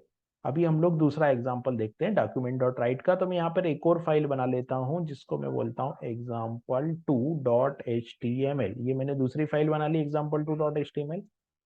अब यहाँ पर हम लोग एक एग्जांपल और देखते हैं, ठीक है। यहाँ पर भी हम लोगों ने क्या किया, अभी ये थोड़ा सा इवेंट से रिलेटेड कोड है ना। तो अभी तो हम लोग इवेंट तक पहुंचे नहीं है, लेकिन फिर भी एग्जाम्पल में एक्सप्लेन करूंगा, ठीक है। ये यहाँ पर मैंने एक फंक्शन बनाया, इस फंक्शन को मैंने डिस्प्ले नाम दिया और यहाँ पे डॉक्यूमेंट डॉट राइट में मैंने लिख दिया this message is from Java script, ठीक है। तो ये मैसेज क्या करेगा, ये यहाँ पर ये वाला मैसेज प्रिंट हो जाएगा जब ये कोड चलेगा।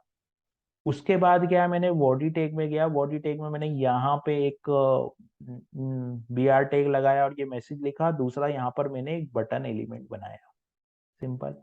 अभी क्या होगा कि जैसे ही बटन का क्लिक होगा, बटन पे कोई ऑन क्लिक करेगा तो ये वाला फंक्शन जो है वो कॉल होगा और ये मैसेज प्रिंट होगा। लेकिन ये मैसेज स्क्रीन पे कितने मैसेज आएंगे, मान लीजिए ये मैसेज, एक मैसेज स्क्रीन पे पहले से लिखा हुआ है, ये जो मैसेज है वो स्क्रीन पे पहले से लिखा हुआ है।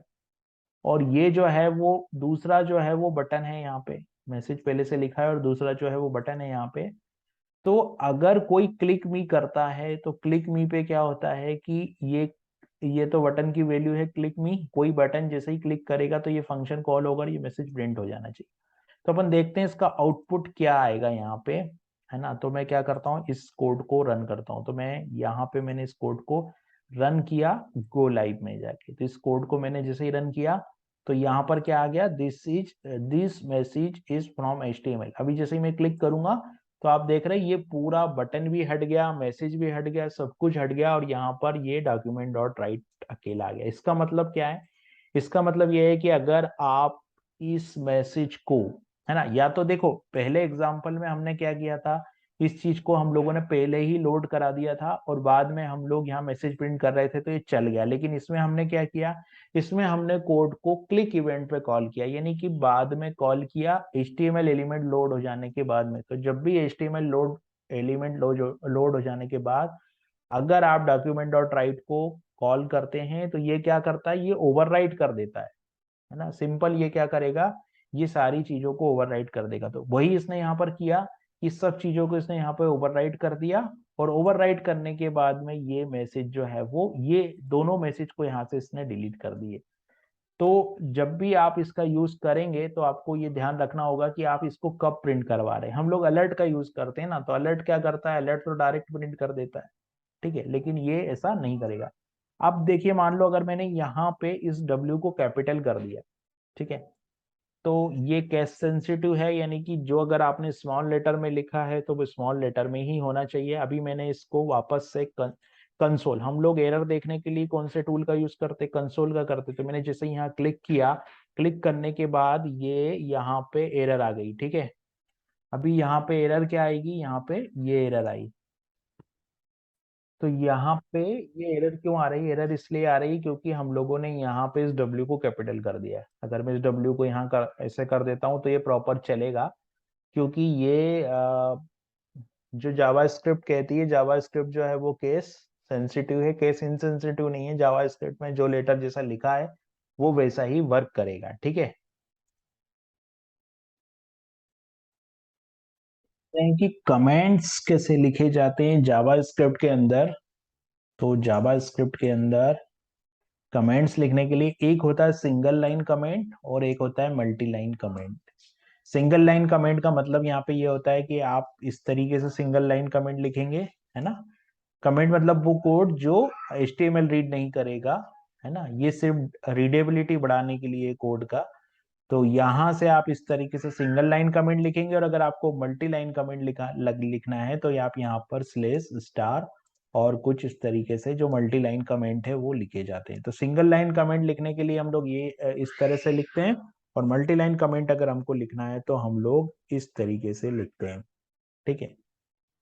अब दूसरी चीज आती है कि जो हम लोग डीबग करते हैं, राइट। जैसे हम लोगों ने कोई भी कोड लिखा, अगर हमको उसको डीबग करना है तो डीबग करने के लिए हम लोग कंसोल ऑब्जेक्ट का यूज करते हैं। कंसोल ऑब्जेक्ट का यूज करने के लिए हम लोग को लिखना आता है कंसोल डॉट लॉग, और यहाँ पर लिखना होता है सम टेक्स्ट क्लियर। जैसे मैं कॉपी करता हूँ, कॉपी करने के बाद यहाँ पे जाता हूँ, और यहाँ पे जाके जैसे मैंने इसको यहाँ पे प्रिंट कर देता हूँ, ठीक है। यहाँ पे मैं इसको प्रिंट करता हूँ और इंटर करता हूँ।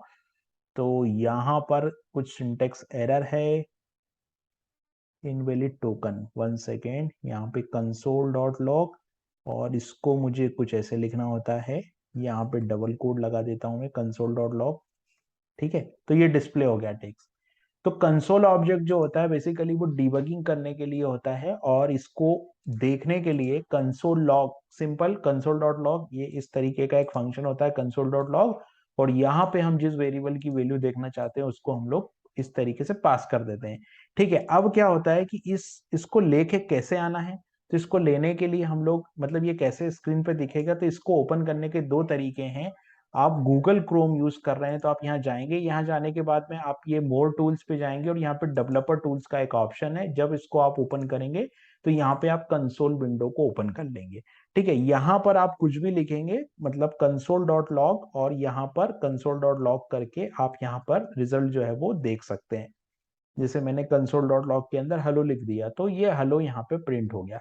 लेकिन जब आप कोड में जाएंगे, राइट, जैसे HTML2 है, HTML1 है, एग्जाम्पल 1 और एग्जाम्पल 2 है, तो यहाँ पर आप जैसे मान लो इस एग्जाम्पल को मैं करता हूँ, यहाँ पे मैं इसको हटा देता हूँ थोड़ी देर के लिए, और इस बटन को भी हटा देता हूँ, और यहाँ पर मैं सिंपल लिख देता हूँ कंसोल, है ना। यहाँ पर मैं लिख देता हूँ कंसोल डॉट लॉग, और कंसोल डॉट लॉग में मैं यहाँ पे कोई वैल्यू पास कर देता हूँ, लाइक सम टेक्स्ट, ये मैंने पास कर दिया, और इसको मैं रन करता हूँ प्रोग्राम को, तो क्या होगा, कंसोल डॉट लॉग पे ये जो रिजल्ट है वो प्रिंट हो जाएगा। सिंपल यही रिजल्ट यहाँ पे जो है वो, अगर आप यहाँ पे कंसोल में देखेंगे, या तो फिर राइट क्लिक करके आप इंस्पेक्ट पे क्लिक करेंगे और आप कंसोल में जाएंगे, तो ये देखिए सम टेक्स्ट यहाँ पे प्रिंट हो गया। तो कंसोल डॉट लॉग का हम लोग डीबगिंग के लिए यूज करते हैं।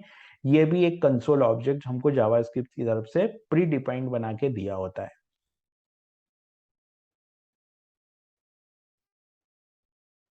दोस्तों अब हम देखते हैं कि वेरिएबल्स एंड डेटा टाइप्स क्या होते हैं जावास्क्रिप्ट के अंदर, है ना। पहली चीज हम लोगों ने देखा था कि एक जावास्क्रिप्ट जो है वो बीकली टाइप लैंग्वेज है। अभी बीकली टाइप लैंग्वेज है मतलब यहाँ पे डेटा टाइप की तो जरूरत होनी ही नहीं चाहिए, होती ही नहीं है कि हम लोग वेरिएबल बनाते समय तो लिखते ही नहीं है डेटा टाइप, हम लोग वेरिएबल का डेटा टाइप इसमें बताते नहीं है। अगर हम लोग वेरिएबल का डेटा टाइप इसमें बताते नहीं है तो यहाँ पे वेरिएबल की क्या जरूरत है ना। लेकिन वेरिएबल की जरूरत यहाँ फिर भी है। क्यों है वेरिएबल की जरूरत यहाँ?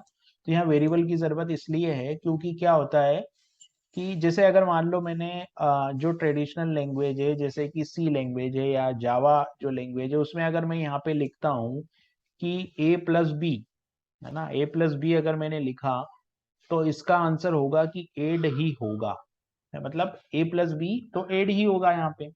लेकिन जावा स्क्रिप्ट में चूंकि मैंने लिखा ए प्लस बी तो यहाँ पर ए प्लस बी का मतलब ये है कि यहाँ एड भी हो सकता है और ये कॉन्किनेट भी हो सकता है। एड भी हो सकता है और कॉन्किनेट भी हो सकता है क्योंकि ये डिपेंड करेगा वेरिएबल के नेचर पे कि अगर ये वेरिएबल स्ट्रिंग का हुआ, अगर ये वेरिएबल स्ट्रिंग का हुआ तो कुछ इस तरीके से आउटपुट आएगा, और अगर ये वेरिएबल नंबर का हुआ तो वॉट एवर जो भी नंबर है 10 20 30 उस हिसाब से ऑब्जेक्ट आंसर आएगा।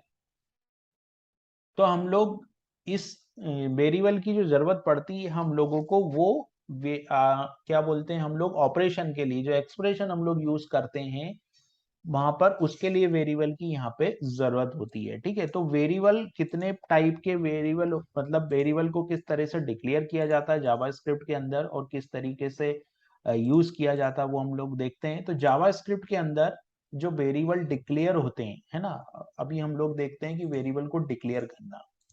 तो चूंकि बीकली टाइप लैंग्वेज है ना, और जावा स्क्रिप्ट को जब वेरिएबल अगर डिक्लेयर करना हो तो वेरिएबल डिक्लेयर करने के लिए कीवर्ड यूज होता है जावा स्क्रिप्ट में, और जिस कीवर्ड को हम लोग बोलते हैं, दो तरीके से जावा स्क्रिप्ट में वेरिएबल जो है वो डिक्लेयर होते हैं। एक होता है वेयर एक्स या ए, ये इस तरीके से भी हम लोग, मतलब कुल मिला के चार तरीके होते हैं जावा स्क्रिप्ट में वेरिएबल को डिक्लेयर करने के। वेरिएबल ए एक तरीका हो गया, दूसरा हम लोग यहाँ पर लेट ए करके भी डिक्लेयर कर सकते हैं, और तीसरा जो तरीका होता है यहाँ पे हम लोग const a is equal to 10 इस तरीके से भी डिक्लेयर कर सकते हैं, और जो फोर्थ तरीका है वो हम लोग direct a is equal to 10 इस तरीके से भी यूज कर सकते हैं।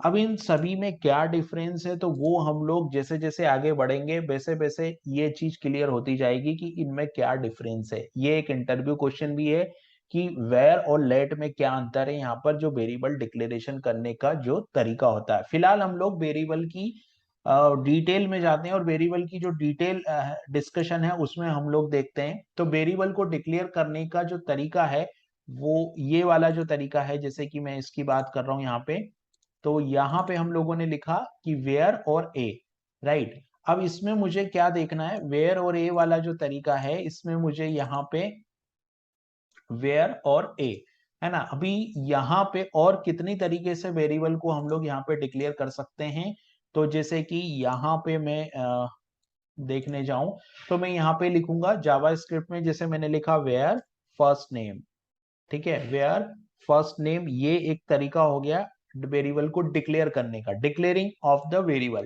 ठीक है, दूसरा तरीका क्या हो गया, दूसरा तरीका यहाँ पर मल्टीपल मल्टीपल वेरिएबल को मैं डिक्लेयर कर सकता हूँ फर्स्ट नेम कामा, यहाँ पर मैं लिखता हूँ लास्ट फर्स्ट नेम कामा, यहाँ पे मैं लिखता हूँ लास्ट नेम, ये दूसरा तरीका हो गया डिक्लेयर करने का। और जो तीसरा तरीका हो गया वो यहाँ पर first name is equal to, यहाँ पे मैं डबल कोट के अंदर लिख सकता हूँ नेम, ये तीसरा तरीका हो गया। और चौथा जो तरीका है वो कुछ इस तरीके से हो सकता है जिसमें मैं लिख सकता हूँ वेयर, और यहाँ पर मैं लिख सकता हूँ first name is equal to, first name is equal to single quote के अंदर मैं लिखूंगा यहाँ पर सचिन, और यहाँ पर कॉमा लगा के जो दूसरा वेरिएबल है वो मैं लिख दूंगा लास्ट नेम, और लास्ट नेम में लिख दूंगा सिंगल कोड के अंदर शर्मा। ये ये तरीका ये हो गया। कुल मिला के इतने तरीके हो गए declaring of the variable, variable को डिक्लेयर करने के इतने सारे तरीके यहाँ पर हो गए हैं जावास्क्रिप्ट के अंदर। ये जो तरीके हैं वो वेरिएबल को डिक्लेयर करने के ये तरीके हो गए। ठीक है, अब हम लोग बात करते हैं कि अब हम लोग नेक्स्ट जो है ऑप्शन उसकी बात करें। तो इस तरीके से हम लोग वेरिएबल डिक्लेयर कर सकते हैं जावास्क्रिप्ट के अंदर। ठीक है, अब आता है कि कुछ डिक्लेरेशन वेरिएबल डिक्लेयर करने के कुछ रूल्स भी होते हैं जावास्क्रिप्ट के अंदर। तो वेरिएबल डिक्लेयर करने के रूल्स पे हम लोग चलते हैं। तो हम लोग देखते हैं वेरिएबल डिक्लेरेशन के जो रूल्स है उनको, जावास्क्रिप्ट में क्या रूल है वेरिएबल को डिक्लेयर करने के। ठीक है, तो वेरिएबल डिक्लेयर करने के जो रूल है जावास्क्रिप्ट में, वन बाय वन हम सारे रूल को डिस्कस करते हैं। ठीक है, तो वेरिएबल डिक्लेरेशन रूल्स मतलब वेरिएबल को डिक्लेयर करने के रूल क्या है। तो जो पहला रूल है, वेरिएबल नेम मस्ट बीइंग with the letter can have digit also, यानी कि ये जो वेरिएबल का जो स्टार्टिंग पॉइंट होगा, मतलब जो वेरिएबल स्टार्ट होगा वो कैसे स्टार्ट होगा, जो वेरिएबल स्टार्ट होगा वो स्टार्ट होगा, नंबर हम लोग दे सकते हैं मतलब, लेकिन जो वेरिएबल की स्टार्टिंग होगी वो कैसे होगी, जो वेरिएबल की स्टार्टिंग होगी वो स्टार्टिंग होगी हमारी जो वेरिएबल की स्टार्टिंग है वो स्टार्टिंग होगी लेटर से, राइट। है ना, यहाँ पर जो पहला रूल है वो है वेरिएबल नेम मस्ट बीइंग विथ लेटर से स्टार्ट होना चाहिए और नंबर हम लोग उसको दे सकते हैं। जो दूसरा रूल होता है, variable name can also start with, यहाँ पर हम लोग डॉलर का यूज कर सकते हैं और अंडरस्कोर का यूज कर सकते हैं। ये भी हम लोग यहाँ पर वेरिएबल को डिक्लेयर करने में यूज कर सकते हैं। Variable name can also being with dollar, और डॉलर के साथ साथ अंडरस्कोर, इसका भी हम लोग यहाँ पर यूज कर सकते हैं। वेरिएबल नेम केस सेंसिटिव, मतलब जो केस सेंसिटिव होगा वेरिएबल्स नेम, और केस सेंसिटिव का मतलब है कि जो वेरिएबल का नेम आपने जैसा लिखा है उसको वैसे ही यूज करना पड़ेगा। तो यहाँ पर ये केस सेंसिटिव है। तो यहाँ पर आप देख रहे हैं ये चार रूल है वेरिएबल को डिक्लेयर करने के लिए, है ना।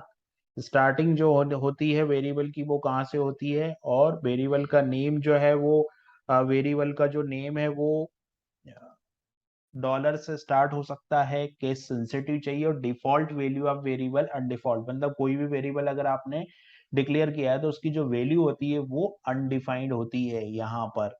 ठीक है, फिर उसके बाद में होता है कि जो डेटा टाइप होते हैं, है ना, डेटा टाइप में दो तरह की डेटा टाइप होते हैं, प्रिमिटिव डेटा टाइप होते हैं और नॉन प्रिमिटिव डेटा टाइप होते हैं। तो हम लोग पहले डेटा टाइप की बात करें तो हम लोग देखते हैं कि डेटा टाइप्स।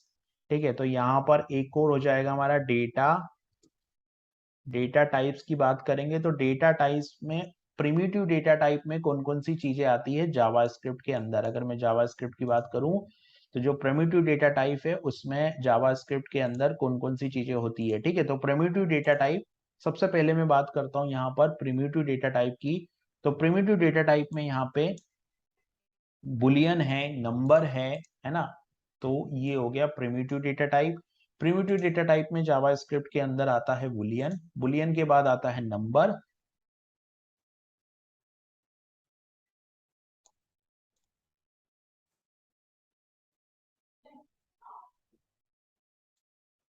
ठीक है, तो यहाँ पर आ गया डेटा टाइप्स। डेटा टाइप में अगर अब मैं बात करूंगा तो यहाँ पर आएगा प्रिमिटिव डेटा टाइप। तो प्रिमिटिव डेटा टाइप में जो है वो, प्रिमिटिव डेटा टाइप की अगर हम बात करें, प्रिमिटिव डेटा टाइप, तो प्रिमिटिव डेटा टाइप में यहाँ पे जो प्रिमिटिव डेटा टाइप है, primitive data type, data types में जो प्रिमिटिव डेटा टाइप है उसमें होता है बुलियन, हमारे पास एक होता है बुलियन। बुलियन के बाद जो दूसरा होता है नंबर,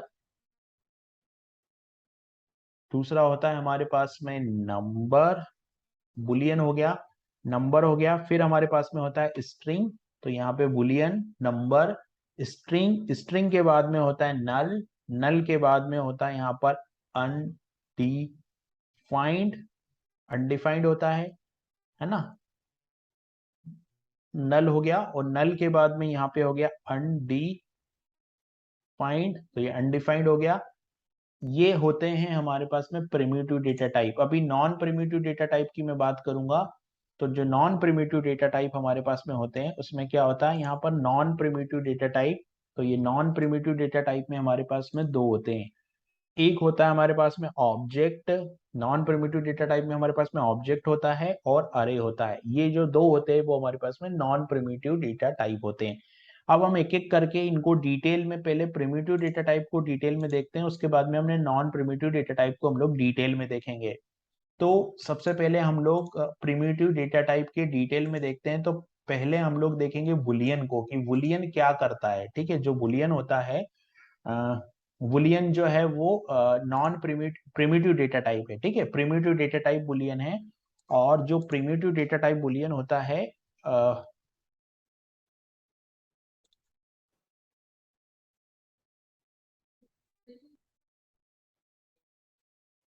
यहाँ पे प्रिमिटिव डेटा टाइप यानी कि जो बुलियन है वो है हमारा प्रिमिटिव डेटा टाइप।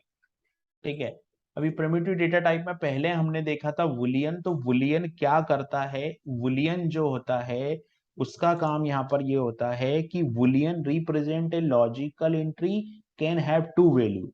मतलब ये ट्रू भी हो सकता है और फॉल्स भी हो सकता है। तो ये काम किसका है, हमारा बुलियन का है। ठीक है, तो बुलियन की वैल्यू ट्रू हो सकती है और बुलियन की वैल्यू जो है वो फॉल्स हो सकती है। तो ये हो गया मेरा बुलियन डेटा टाइप। उसके बाद में दूसरा डेटा टाइप होता है नंबर। तो नंबर जो होता है, number is represent a numeric value. है ना, नंबर जो होता है वो रिप्रेजेंट करता है न्यूमेरिक वैल्यू को।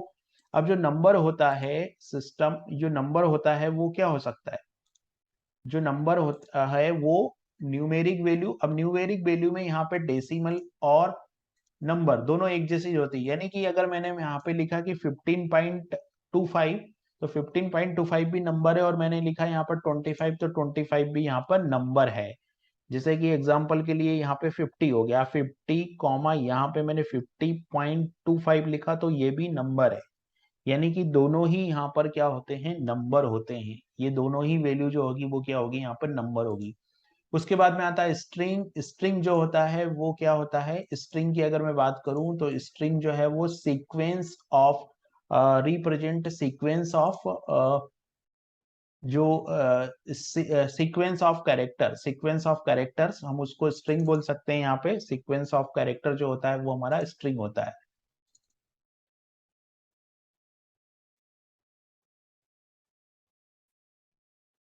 है ना।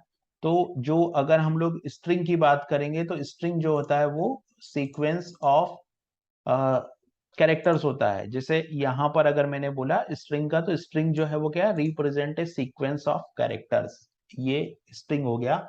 और फिर होता है अनडिफाइंड। तो अनडिफाइंड जब आप कोई वेरिएबल बनाते हो तो उस समय उसकी अनडिफाइंड वैल्यू होती है। ठीक है, वो अनडिफाइंड वैल्यू होती है।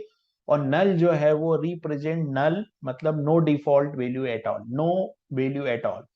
ठीक है, तो इस तरीके से ये जो होते हैं हमारे प्रिमिटिव डेटा टाइप होते हैं। प्रिमिटिव डेटा टाइप में अभी हमारे पास में दो डेटा टाइप, ये चार हमारे पास में जो है वो पांच प्रिमिटिव डेटा टाइप हो गए। ठीक है, हमारे पास में कितने प्रिमिटिव डेटा टाइप हो गए, तो हमारे पास में पांच जो है वो प्रिमिटिव डेटा टाइप हो गए।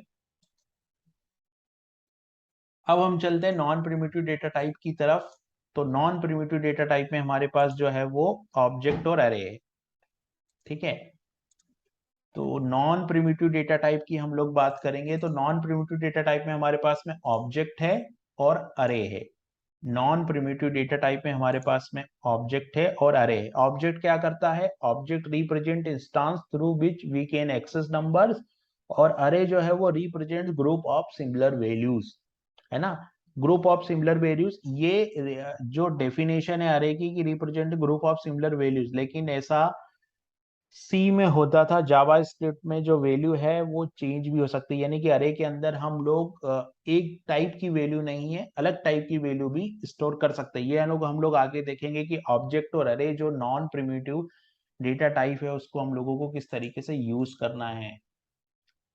फिर आता है बुलियन डेटा टाइप। तो Boolean data type, Boolean can only have to values, true और फॉल्स। तो ये कंडीशन पे डिपेंड करेगा। ठीक है, तो अभी हम लोग बुलियन डेटा टाइप की बात करते हैं। तो जैसे मैंने बोला बुलियन डेटा टाइप, तो बुलियन डेटा टाइप में क्या है कि जैसे बुलियन डेटा टाइप जो है उसकी वैल्यू या तो ट्रू होगी या फॉल्स होगी। तो इसकी अगर एक एग्जांपल की मैं बात करूं तो एग्जांपल में मैं यहाँ पे लिख सकता हूं where x is equal to, यहाँ पे मैंने x is equal to true लिखा तो x ट्रू हुआ, और यहाँ पर मैंने var y is equal to false लिखा तो ये वैल्यू फॉल्स हो गई। ठीक है, तो ये जो एग्जांपल है वो बुलियन का एक एग्जांपल हम लोगों ने देखा कि बुलियन किस तरीके से वर्क कर रहा है यहाँ पे। अभी हम लोग प्रिमिटिव डेटा टाइप में दूसरे जो डेटा टाइप है प्रिमिटिव डेटा टाइप के उसके एग्जांपल देखते हैं। तो जैसे कि यहाँ पे हम लोगों ने बुलियन का देखा, अब हम लोग नंबर का एक एग्जांपल देखते हैं। तो नंबर का एग्जांपल, ठीक है, नंबर डेटा टाइप जो होता है उसका एग्जांपल हम लोग देखते हैं। तो मैंने यहाँ पे लिखा नंबर डेटा टाइप। तो ये नंबर डेटा टाइप जो है इसका एग्जांपल अगर मैं देखूंगा तो ये नंबर डेटा टाइप का जो एग्जांपल है वो कुछ इस तरीके से है। नंबर डेटा टाइप में मैं यहाँ लिखूंगा, तो नंबर डेटा टाइप में जैसे मैंने लिखा कि वॉर सैलरी, यहाँ पर मैंने लिखा कि वॉर सैलरी, और सैलरी इज इक्वल टू मैंने लिख दिया यहाँ पर 50,000। तो ये हो गया नंबर डेटा टाइप का एग्जांपल। फिर मैंने वॉर पाई की वैल्यू लिख दी लाइक 3.14, तो ये एक एग्जांपल हो गया नंबर डेटा टाइप। फिर मैंने लिख दी वॉर, यहाँ पर आ जाएगा फोन नंबर की वैल्यू, तो जैसे फोन, तो फोन नंबर की जो वैल्यू है जो मैंने यहाँ पर ये लिख दी। तो ये इस तरीके से जो एग्जांपल है ये नंबर डेटा टाइप का एग्जांपल हो गया। अभी नंबर डेटा टाइप के बाद फिर कौन सा आता है हमारे पास में, नंबर डेटा टाइप के बाद फिर स्ट्रिंग डेटा टाइप आता है। तो स्ट्रिंग डेटा टाइप का स्ट्रिंग डेटा टाइप का एग्जांपल क्या होगा, स्ट्रिंग डेटा टाइप का नंबर होगा var name is equal to, मेरे को यहाँ पे लिखना होता है Sachin, name is equal to यहाँ सचिन होगा। और दूसरा एग्जांपल होगा सेम इसी नेम को मैं ऐसे भी लिख सकता हूँ सिंगल कोट के अंदर सचिन। तो ये जो है वो हमारा, ये जो है वो वॉर, ये जो है वो यहाँ पर इसका नेम का एग्जांपल हो गया। ये जो है वो किसका एग्जांपल हो गया, ये स्ट्रिंग का एग्जांपल हो गया। तो मैंने इसके आगे स्ट्रिंग लिख दिया, ये स्ट्रिंग हो गया, और ये जो हो गया वो ये बुलियन हो गया, नंबर हो गया, स्ट्रिंग हो गया। ठीक है, बुलियन, स्ट्रिंग और नंबर। बुलियन स्ट्रिंग नंबर के बाद हम लोग आगे चलते हैं तो अनडिफाइंड का आता है। तो जब भी कोई वेरिएबल डिफाइंड होता है तो उस समय उसकी जो वैल्यू होती है वो होती है अनडिफाइंड, है ना। जैसे एग्जांपल के लिए अगर मैं अनडिफाइंड की बात करूं, तो अनडिफाइंड का मतलब यहाँ पे ये होता है कि it means the variable has been declare but no value has been assign to it. Variable जो है वो डिक्लेयर हो गया लेकिन उसको वैल्यू असाइन नहीं की है, वो यहाँ पर अनडिफाइंड है। It's similar word we can say that the JavaScript automatically assign undefined to any variable which is declare is not initialized। यानी आपने कोई वेरिएबल को डिक्लेयर कर दिया, जैसे मैंने var age is equal to यहाँ पर एज लिख दिया है, और अगर मैं इसकी वैल्यू को कंसोल डॉट लॉग करता हूँ और कंसोल डॉट लॉग करने के बाद मैं यहाँ पर एज को प्रिंट करता हूँ तो मुझे आउटपुट में मिल जाएगा अनडिफाइंड। क्यों मिल जाएगा, क्योंकि ये वेरिएबल यहाँ पे डिक्लेयर हो गया लेकिन ये वेरिएबल यहाँ पे डिक्लेयर हो गया लेकिन इसकी वैल्यू जो है वो अभी असाइन नहीं हुई है। तो ये जो एग्जांपल है वो किसका है, ये अनडिफाइंड का एग्जांपल है। तो ये सब प्रिमिटिव डेटा टाइप थे जिसके हमने एग्जांपल देखे, ये प्रिमिटिव डेटा टाइप हो गए। उसके बाद में जो दूसरा होता है जो है ना, ये प्रिमिटिव डेटा टाइप है। अभी आगे जब हम चलेंगे, जब फंक्शन टॉपिक हम पढ़ेंगे तब और भी चीजें वेरिएबल के स्कोप से लेके वेरिएबल का जो स्कोप होता है उससे रिलेटेड कुछ चीजें आएगी। तो जैसे जैसे हम आगे बढ़ेंगे ये समझ में आगे हमको और चीजें क्लियर होगी। लेकिन ये बेसिक था कि जावास्क्रिप्ट में डेटा टाइप और वेरिएबल किस तरीके से वर्क करते हैं। दोस्तों जावास्क्रिप्ट में अनडिफाइंड क्या होता है, तो हम बात करते हैं अनडिफाइंड की। तो जैसे आपने कोई वेरिएबल बनाया, ठीक है, और जैसे एग्जांपल के लिए आपने एक वेरिएबल बनाया, जैसे यहाँ पे आपने एक वेरिएबल बनाया, वेरिएबल एज, और यहाँ आपने इसको कंसोल डॉट लॉग किया एज को, ठीक है, कंसोल डॉट लॉग आपने एज किया, तो क्या होगा कि इसका जो रिजल्ट आएगा वो क्या होगा, इसका जो रिजल्ट है वो आएगा अनडिफाइंड। यानी कि जब आप वेरिएबल बनाते हैं और उसमें कोई वैल्यू नहीं डालते हैं तो जावा स्क्रिप्ट उसको अनडिफाइंड कर देती है। ये तो एक पहला यूज है अनडिफाइंड का। इसके अलावा भी अनडिफाइंड और चीजों के लिए यूज होता है। तो पहले हमने देखा कि अनडिफाइंड किस तरीके से, ये एक अनडिफाइंड है, ये वैल्यू यहाँ पे जावा स्क्रिप्ट ने अनडिफाइंड कर दी। ठीक है। अब अनडिफाइंड का और क्या यूज हो सकता है? अनडिफाइंड का और यूज ये हो सकता है कि जब कोई आप अरे बनाते हैं, ठीक है, जैसे एग्जांपल के लिए आपने जावा स्क्रिप्ट में बनाया एक अरे, जैसे कि मैंने लिखा लेट और A R R is equal to, यहाँ पे मैंने एक अरे डिक्लेयर किया जिसकी वैल्यू मैंने दी 10 कामा 20 कामा 30, ये मैंने एक अरे बना दिया। और इस अरे को, ये जब मैंने एक अरे बना दिया, अब इस अरे को क्या है कि ये जो अरे है मेरा, इस अरे के अंदर अगर मैंने यहाँ पे प्रिंट किया, राइट, यहाँ पे मैंने लिखा कंसोल डॉट लॉग, है ना, कंसोल डॉट लॉग, और कंसोल डॉट लॉग में यहाँ पे अगर मैं लिखता हूँ ए आर आर, और मैं लिखता हूँ ए आर आर 3, मतलब 0 1 2, यहाँ पे क्या होगा, यहाँ पे इसका इंडेक्स क्या होगा, इसका इंडेक्स होगा 0, ठीक है, और इसका इंडेक्स क्या होगा, इसका इंडेक्स होगा 1, और इसका इंडेक्स क्या होगा 2। लेकिन यहाँ पे मैं यूज कर रहा हूँ 3, 3 कोई इंडेक्स नहीं है, तो जावा स्क्रिप्ट इसकी वैल्यू दे देगा मुझे अनडिफाइंड, यानी कि जावा स्क्रिप्ट इसकी वैल्यू मुझे कर देगी अनडिफाइंड। तो ये हो गया अनडिफाइंड यहाँ पे। ये तो हम लोगों ने दो यूजेस देखे कि जब कोई वेरिएबल हम बना देते हैं और वो वेरिएबल को हम कोई वैल्यू नहीं देते तो वो अनडिफाइंड हो जाती है अपने आप। और जब हम अरे बनाते हैं और अरे के अंदर अगर हम कोई चीज यूज करते हैं तो वो भी होती है अनडिफाइंड। अब मान लीजिए आपने कोई ऑब्जेक्ट बनाया, आपने बनाया ओबीजे, अभी हमने देखा नहीं ऑब्जेक्ट कैसा बनता है, लेकिन फिर भी आप मान लीजिए यहाँ पे कि आपने एक ऑब्जेक्ट बनाया और उस ऑब्जेक्ट के अंदर मैंने एक प्रॉपर्टी दी नेम, और नेम में मैंने यहाँ पे कुछ नेम दे दिया, ठीक है। दूसरी प्रॉपर्टी मैंने यहाँ पर दे दी एज, और एज में मैंने यहाँ पे कुछ एज दे दी समथिंग लाइक डेट। और मैंने क्या किया, यहाँ पे जब इसको प्रिंट किया तो मैंने कंसोल डॉट लॉग किया, और कंसोल डॉट लॉग में मैंने यहाँ पे ओबीजे डॉट जॉब लिखा। अभी जॉब एट्रीब्यूट है क्या? नहीं है। जॉब एट्रीब्यूट है क्या? नहीं है। तो यहाँ पर क्या आना चाहिए, यहाँ पर आना चाहिए कि ये एट्रीब्यूट नहीं है, लेकिन जावास्क्रिप्ट यहाँ पर भी अनडिफाइंड कर देती है, यानी कि अगर आपने वेरिएबल बनाया और वैल्यू नहीं दी तो रिजल्ट अनडिफाइंड मिलेगा, आपने अरे बनाया और वैल्यू नहीं दी तो रिजल्ट अनडिफाइंड मिलेगा, आपने कोई ऑब्जेक्ट की ऐसी प्रॉपर्टी को एक्सेस करना चाहे जो ऑब्जेक्ट एक्सेस नहीं करता है, तो भी आपको रिजल्ट में यहाँ पे मिलेगा अनडिफाइंड। ठीक है, तो यहाँ पर ये तीन तरीके हैं अनडिफाइंड।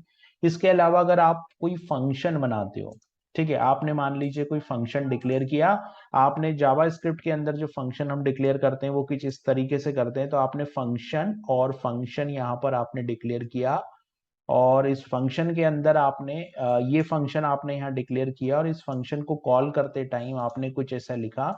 यहाँ पर जब आप फंक्शन को कॉल दे रहे हैं तो आपने यहाँ पर लिखा let x is equal to test, ये आपने फंक्शन कॉल किया, तो यहाँ पर भी आपको वैल्यू मिलेगी अनडिफाइंड। ये फंक्शन कोई वैल्यू रिटर्न नहीं कर रहा है, लेकिन यहाँ पर वैल्यू क्या मिल जाएगी आपको?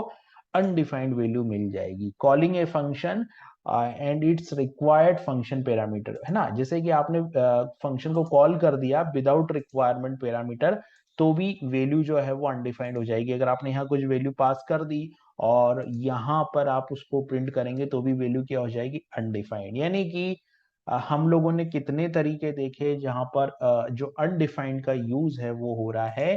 तो ये फर्स्ट तरीका है, यहाँ पे भी अनडिफाइंड का यूज हो रहा है। सेकंड, हम जब अरे यूज करते हैं वहां पे भी अनडिफाइंड है, तो ये सेकंड तरीका हो गया। ऑब्जेक्ट के साथ तो ये थर्ड तरीका हो गया, और यहाँ पर फंक्शन के साथ तो ये चार तरीका हो गया। इतनी तरीके से यहाँ पर अनडिफाइंड जो है वो यूज होता है जावा स्क्रिप्ट के साथ, अनडिफाइंड जो है वो यूज होता है जावा स्क्रिप्ट के साथ। ठीक है, अब यहाँ पर हम लोग एक चीज की और बात करते हैं कि नल क्या है। नल जो होता है वो क्या है, नल किसको बोलते हैं हम लोग जावा स्क्रिप्ट में? नल क्या है? तो नल का मतलब यहाँ होता है it is a value that is assigned by the programmer to indicate that is the variable currently no value but it will be initialized data.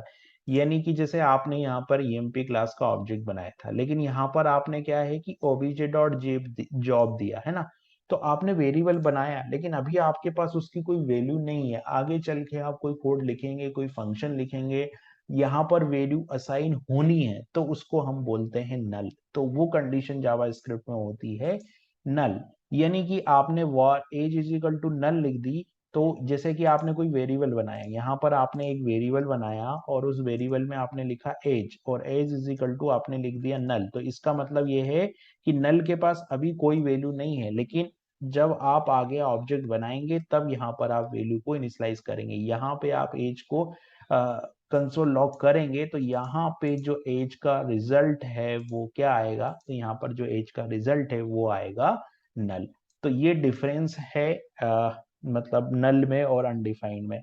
और नल और अनडिफाइंड की अगर हम बात करें, नल और अनडिफाइंड की अगर हम बात करें, तो आप अगर टाइप ऑफ प्रॉपर्टी देखेंगे, अगर आप टाइप चेक करेंगे नल का, तो आपको मिलेगा इट इज ऑब्जेक्ट। अगर आपने नल का यहाँ पर अगर आप टाइप देखें, आप टाइप चेक करें नल का, तो आपको जो रिजल्ट है वो मिलता है यहाँ पर कि it is an object, right. और अगर आप टाइप चेक करते हो अनडिफाइंड का, अगर आप अनडिफाइंड का टाइप चेक करेंगे तो आपको मिलेगा अनडिफाइंड इज ए इंडिकेट, मतलब ये एक प्रकार का टाइप है, एक प्रकार का टाइप है, मतलब जो इंडिकेटर है वो एक प्रकार का टाइप है।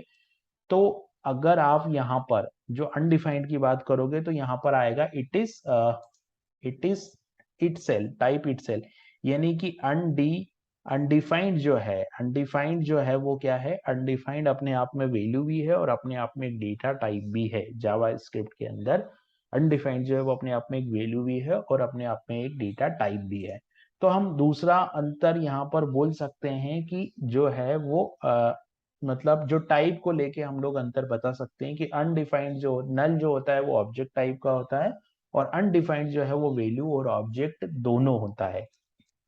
और जब हम वेरिएबल डिक्लेयर करते हैं तब उसमें अनडिफाइंड जाता है, और अगर हम आगे उसको यूज करने वाले होते हैं तो उसमें नल जाता है। ठीक है। अगर हम टाइप कन्वर्ट करते हैं नल का, तो जो टाइप कन्वर्जन है नल का, वो मतलब अनडिफाइंड का जो टाइप कन्वर्जन है, defined is to convert it to null while performing the primitive operation. तो जो है वो अनडिफाइंड का नल हो जाता है। फिलहाल अभी इतना हम लोग देखते हैं कि ये चार डिफरेंस, बेसिकली ये चार तरीके हैं जहां पर हम लोग अनडिफाइंड का यूज करते हैं जावा स्क्रिप्ट के थ्रू। जावास्क्रिप्ट अनडिफाइंड का जहाँ यूज करती है, ये चार तरीके हैं। ठीक है।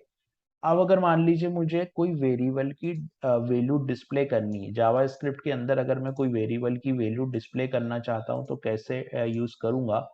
तो अगर मुझे जावा स्क्रिप्ट के अंदर कोई वेरिएबल की वैल्यू डिस्प्ले करनी है तो उसके दो तरीके हैं। तरीका नंबर फर्स्ट क्या है, तरीका नंबर फर्स्ट ये है कि जैसे मैं यहाँ पर लिखूंगा, जैसे मैंने वेरिएबल ए लिखा, ए इज इक्वल टू 10 वैल्यू दी है, और अगर मुझे इसको 10 को डिस्प्ले करना है तो मैं सिंपल 10 की जो वैल्यू है उसको कुछ इस तरीके से डिस्प्ले कर सकता हूँ। वेयर इज इक्वल टू 10 लिखा मैंने, और मैं इसको डिस्प्ले कर सकता हूँ डॉक्यूमेंट डॉट राइट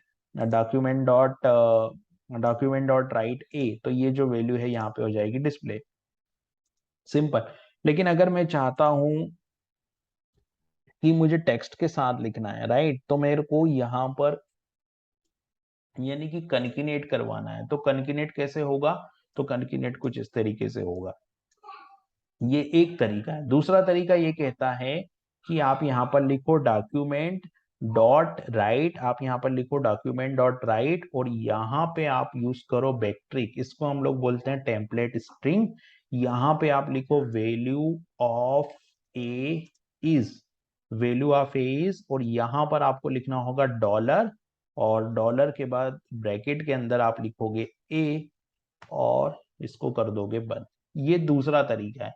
जनरली दूसरा तरीका ज्यादा सिस्टमेटिक लगता है, क्योंकि इसमें आपको बार बार प्लस यूज करने की जरूरत नहीं होती। तो इस तरीके से हम लोग वेरिएबल की वैल्यू को जावा स्क्रिप्ट के अंदर हम लोग प्रिंट कर सकते हैं। ठीक है। फिर आता है जावा स्क्रिप्ट के अंदर कि अगर आपको कोई, जैसे मान लीजिए कि डायनामिक टाइप है, राइट, अगर आपने कोई जो वेरिएबल होते हैं ना जावा स्क्रिप्ट के अंदर, जो वेरिएबल होते हैं वो डायनामिक टाइप वेरिएबल होते हैं। डायनामिक टाइप वेरिएबल का मतलब होता है जैसे आपने वार ए इज इक्वल टू यहाँ पर ए लिखा, और आपने यहाँ पे क्या किया, ए इज इक्वल टू 10, तो ठीक है, और आपने यहाँ पे लिखा एक्स इज इक्वल टू, और आपने यहाँ पे कोई स्ट्रिंग पास कर दी जैसे ये, तो इसकी जो वैल्यू है वो भी यहाँ पर होगी 10। तो ये कुछ इस तरीके की वैल्यू है। यहाँ पर आपने x इज इक्वल टू 10, यहाँ पर आपने इंटीजर असाइन कर दिया और यहाँ पर आपने स्ट्रिंग असाइन कर दिया।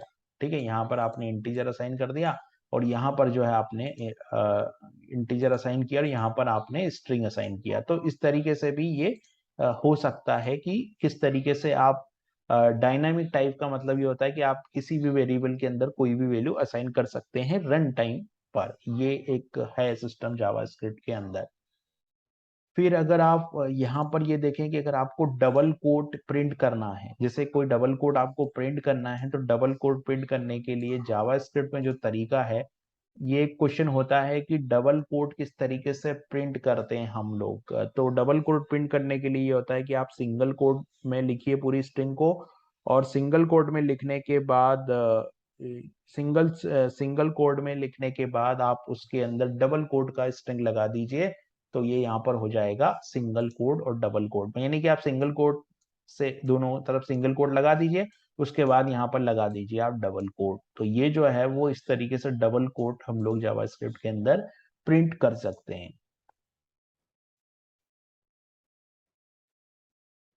और यहाँ पर जो हम लोग वेरिएबल डिक्लेयर करते हैं वो लेट और वार दोनों का यूज करके डिक्लेयर कर सकते हैं, लेकिन लेट जो है वो लेटेस्ट तरीका है, वेर जो है वो पुराना तरीका है। और जो लेटेस्ट तरीका है उसमें फंक्शन तक सब कुछ सेम है, लेकिन जब बात फंक्शन की जाती है तो इसके स्कोप में जो है वो अंतर आ जाता है। चलिए दोस्तों, अब जावास्क्रिप्ट में हम लोग हमारे नेक्स्ट टॉपिक की तरफ बढ़ते हैं जिसका नाम है डायलॉग बॉक्सेस। राइट। सो जावास्क्रिप्ट में डायलॉग बॉक्स किस तरह के होते हैं, है ना। तो जावास्क्रिप्ट में तीन तरह के डायलॉग बॉक्स होते हैं। पहला डायलॉग बॉक्स जो होता है वो अलर्ट बॉक्स होता है, दूसरा जो होता है वो प्रॉम्प्ट होता है, और तीसरा जो होता है वो कंफर्म डायलॉग बॉक्स होता है। इन तीनों के अलग अलग यूजेस है। पहला डायलॉग बॉक्स का जो यूज है वो सिंपल मैसेज प्रिंट करने के लिए होता है, और इसका जो सिंटेक्स होता है वो होता है अलर्ट, और यहाँ पे आप लिख देंगे सिंपल मैसेज।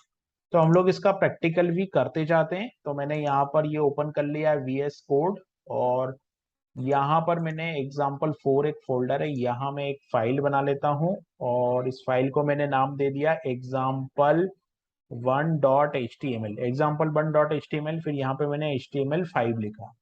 ठीक है, HTML5 लिखा यहाँ पे। और यहाँ पे मैं सिंपल क्या करूंगा, यहाँ पर मैं लिख देता हूँ अलर्ट बॉक्स, है ना। और यहाँ पे मैं क्या करता हूँ कि एक अलर्ट, यहाँ पे मैं एक स्क्रिप्ट टैग लगाता हूँ, और इस स्क्रिप्ट टैग में मैं एक अलर्ट लगा देता हूँ, और अलर्ट में मैं यहाँ पे लिख देता हूँ क्या, यहाँ पर सिंपल जैसे मैं लिख दूंगा क्या, कि अलर्ट डायलॉग बॉक्सेस, है ना। अलर्ट डायलॉग बॉक्स जो है ये लिख देता हूँ कॉपी करके, यहाँ पे सिंपल ये अलर्ट डायलॉग बॉक्स लिख देता हूँ। अब इस प्रोग्राम को रन करता हूं तो मैं गो लाइव पे क्लिक करता हूं। मैं जैसे ही गो लाइव पे क्लिक करूंगा तो ये यहाँ पे अलर्ट डायलॉग बॉक्सेस आ गए। तो इस तरीके से ये बहुत ही सिंपल है यूज करने में। अलर्ट डायलॉग बॉक्स का जो यूज है वो बहुत ही सिंपल यूजेस है अलर्ट डायलॉग बॉक्स का। उसके बाद दूसरा जो डायलॉग बॉक्स आता है वो आता है प्रॉम्प्ट डायलॉग बॉक्स। और प्रॉम्प्ट डायलॉग बॉक्स का क्या यूज है सिस्टम के अंदर, तो जो प्रॉम्प्ट डायलॉग बॉक्स होता है वो पॉपअप होता है, और एक टेक्स्ट बॉक्स आता है उसमें। और इस डायलॉग बॉक्स का यूज हम करते हैं यूजर से कुछ इनपुट लेने के लिए। ठीक है। अब यहाँ पे प्रॉब्लम ये आता है कि यूजर से अगर इनपुट लेना है तो हम लोग टेक्स्ट बॉक्स का यूज क्यों नहीं कर लेते, है ना। यहाँ पर हम लोगों को अलर्ट बॉक्स का यूज क्यों करना है। तो इसका जवाब यह है कि टेक्स्ट बॉक्स क्या होता है कि स्क्रीन पर डिस्प्ले रहता है, लेकिन ये प्रॉम्प्ट डायलॉग बॉक्स क्या करेगा कि एक बार आपने इंटर किया इनपुट और जैसे ही आपने ओके किया तो ये स्क्रीन से चला जाएगा। ठीक है, इसका भी हम लोग एक एग्जांपल देख लेते हैं यहाँ पर। तो हम लोग चलते हैं VS कोड के अंदर, और मैं यहाँ पर एक और न्यू फाइल क्रिएट करता हूँ जिसको मैं बोलता हूँ example2.html। ये मैंने दे दिया। यहाँ पर मैंने HTML5 लिख दिया, और यहाँ पर ये जो है हम लोग क्या करेंगे, प्रॉम्प्ट डायलॉग बॉक्स ये मैं लिख देता हूँ टाइटल के तौर पे। तो मैंने यहाँ पे ये टाइटल लिख दिया। ठीक है। अब प्रॉम्प्ट डायलॉग बॉक्स का कोड हमको लिखना है, तो प्रॉम्प्ट डायलॉग बॉक्स के लिए हम लोग क्या करते हैं, यहाँ जाते हैं और यहाँ पे हम लोग क्या करते हैं, स्क्रिप्ट टैग लगाते हैं। तो मैंने यहाँ पे स्क्रिप्ट टैग लगाया और स्क्रिप्ट टैग के बाद में यहाँ पे मैंने लेट एक str ले लिया वेरिएबल, लेट str। और लेट str लेने के बाद यहाँ पर मैंने लिखा str इज इक्वल टू, यहाँ पे मुझे कॉल करना होगा प्रॉम्प्ट। और प्रॉम्प्ट डायलॉग बॉक्स का जो सिंटेक्स होता है वो क्या होता है, तो इसका सिंटेक्स ऐसा होता है कि यहाँ पर होता है मैसेज और यहाँ पर होता है डिफॉल्ट टेक्स्ट। यानी कि जो भी आप यहाँ लिखोगे वो लेवल पे आएगा। जो लेफ्ट पैरामीटर है, जो पहला पैरामीटर है, उसका मतलब यहाँ पे लेवल है, और जो दूसरा पैरामीटर है उसका मतलब यहाँ पे डिफॉल्ट वैल्यू से है।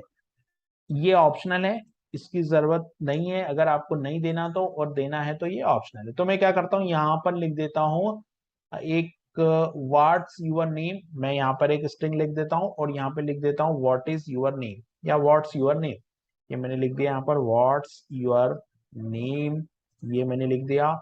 और यहाँ पर मैंने सिंपल लिख दिया name, inter your name, inter your name, ये मैंने यहाँ इंटर योर नेम लिख दिया। ठीक है, अब क्या होगा कि ये डायलॉग बॉक्स जो है वो चलेगा और यहाँ पर यूजर जो भी इंटर करेगा उसकी वैल्यू हो जाएगी str में। और यहाँ पर आप क्या करोगे, str को प्रिंट कर दोगे। तो str को जो प्रिंट करेंगे तो हम लोग लिख लेंगे डॉक्यूमेंट।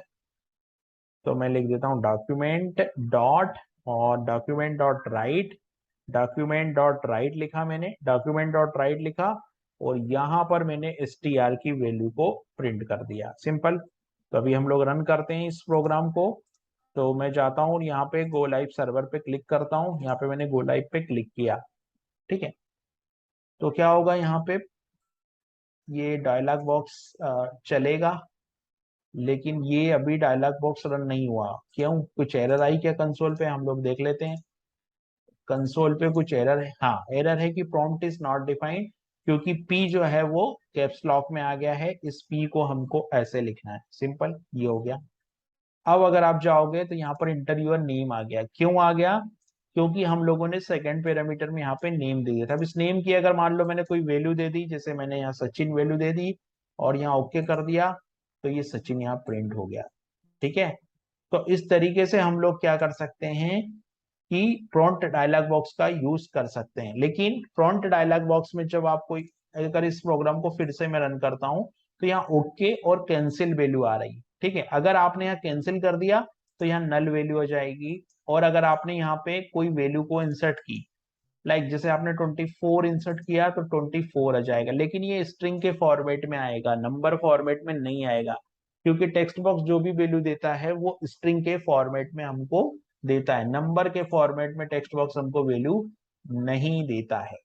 अच्छा, अब एक चीज यहाँ पर ये है कि जैसे अगर मान लो मैंने यहाँ पे कोई इंटर किया, अब यहाँ पर मान लो मैंने यहाँ पर नंबर की जगह इसको खाली छोड़ दिया। ठीक है, इसमें मैंने कोई वैल्यू नहीं ली, तो इसको मैं रन करता हूं। तो मैंने इसको दोबारा से रन किया तो यहाँ पे क्या आएगा, यहाँ पे आ जाएगा कुछ इस तरीके से आएगा। अगर मैंने यहाँ 25 लिखा तो 25 आया, राइट। अगर अब मैं यहाँ पे str में जाके यहाँ +23 कर देता हूँ तो रिजल्ट क्या आएगा, तो रिजल्ट आएगा यहाँ पे मैंने 25 इंटर किया और 25 और 23, तो 25 और 23 क्यों आया, वो इसलिए आया क्योंकि हम लोगों को जो भी इनपुट मिल रहा है वो स्ट्रिंग के फॉर्मेट में मिल रहा है, और स्ट्रिंग के साथ अगर हम कुछ चीज कंकेटेनेट करते हैं तो वो स्ट्रिंग ही बन जाती है। तो इसका सॉल्यूशन क्या है, तो इसके लिए हम लोग चलते हैं, हम लोग एक और एग्जाम्पल यहाँ पर क्रिएट कर लेते हैं। तो हम लोग यहाँ पर एग्जाम्पल 3.html लिख देते हैं और यहाँ पर हम लोग HTML5 लिख लेते हैं। ये जो कोड हमने लिखा था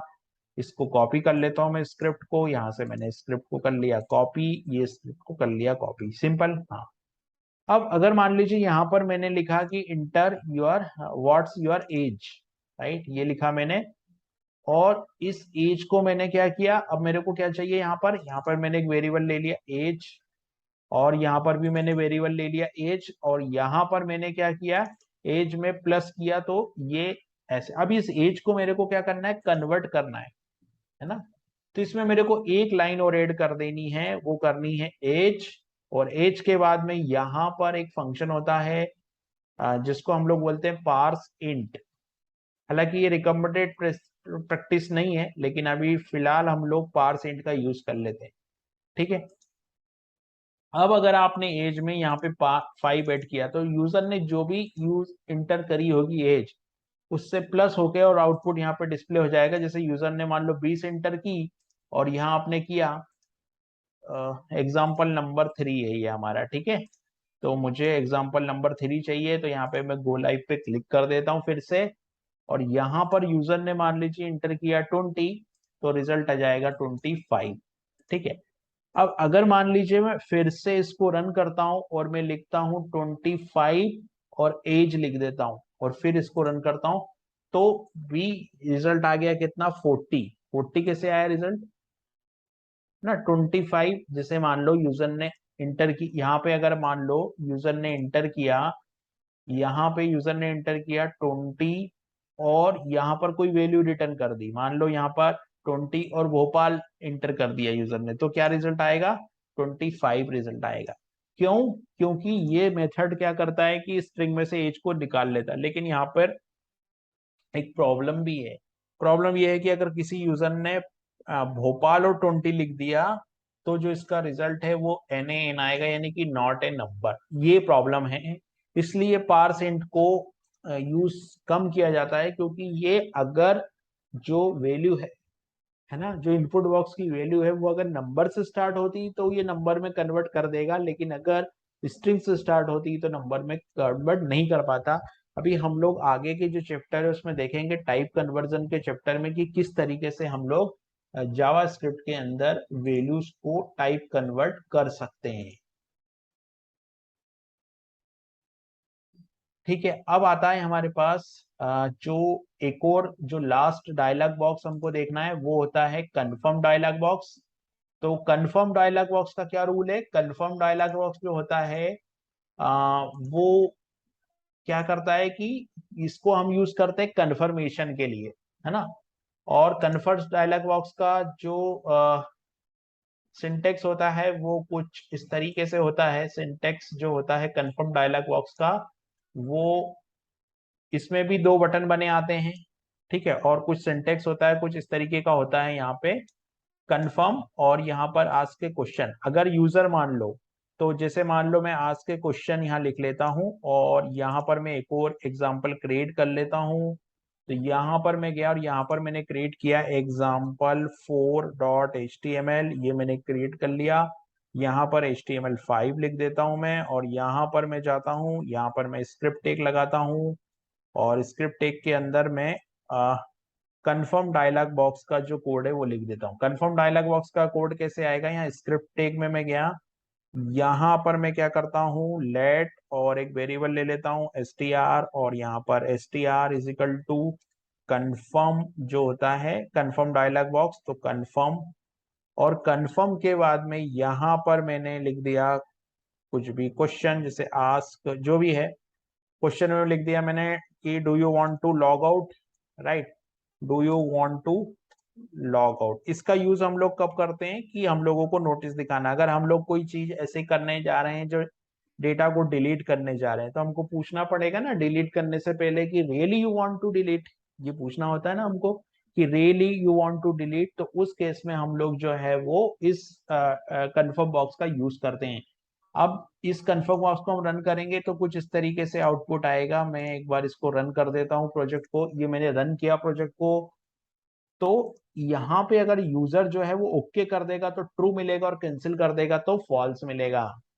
ठीक है। तो मैं क्या कर दूंगा यहाँ पर कि डॉक्यूमेंट डॉट राइट लिखता हूं मैं, यहाँ पर जाता हूं और यहाँ पर मैं लिखता हूँ डॉक्यूमेंट डॉट राइट लिखता हूँ और यहाँ पर मैं लिख देता हूँ str, सिंपल जो str उसको प्रिंट कर देता हूँ। फिर देखता हूँ क्या रिजल्ट आता है। तो मैं यहाँ जाऊंगा और यहाँ पर मैं कर दूंगा तो ट्रू रिजल्ट आ गया, अगर कैंसिल कर दूंगा तो फॉल्स रिजल्ट आ जाएगा।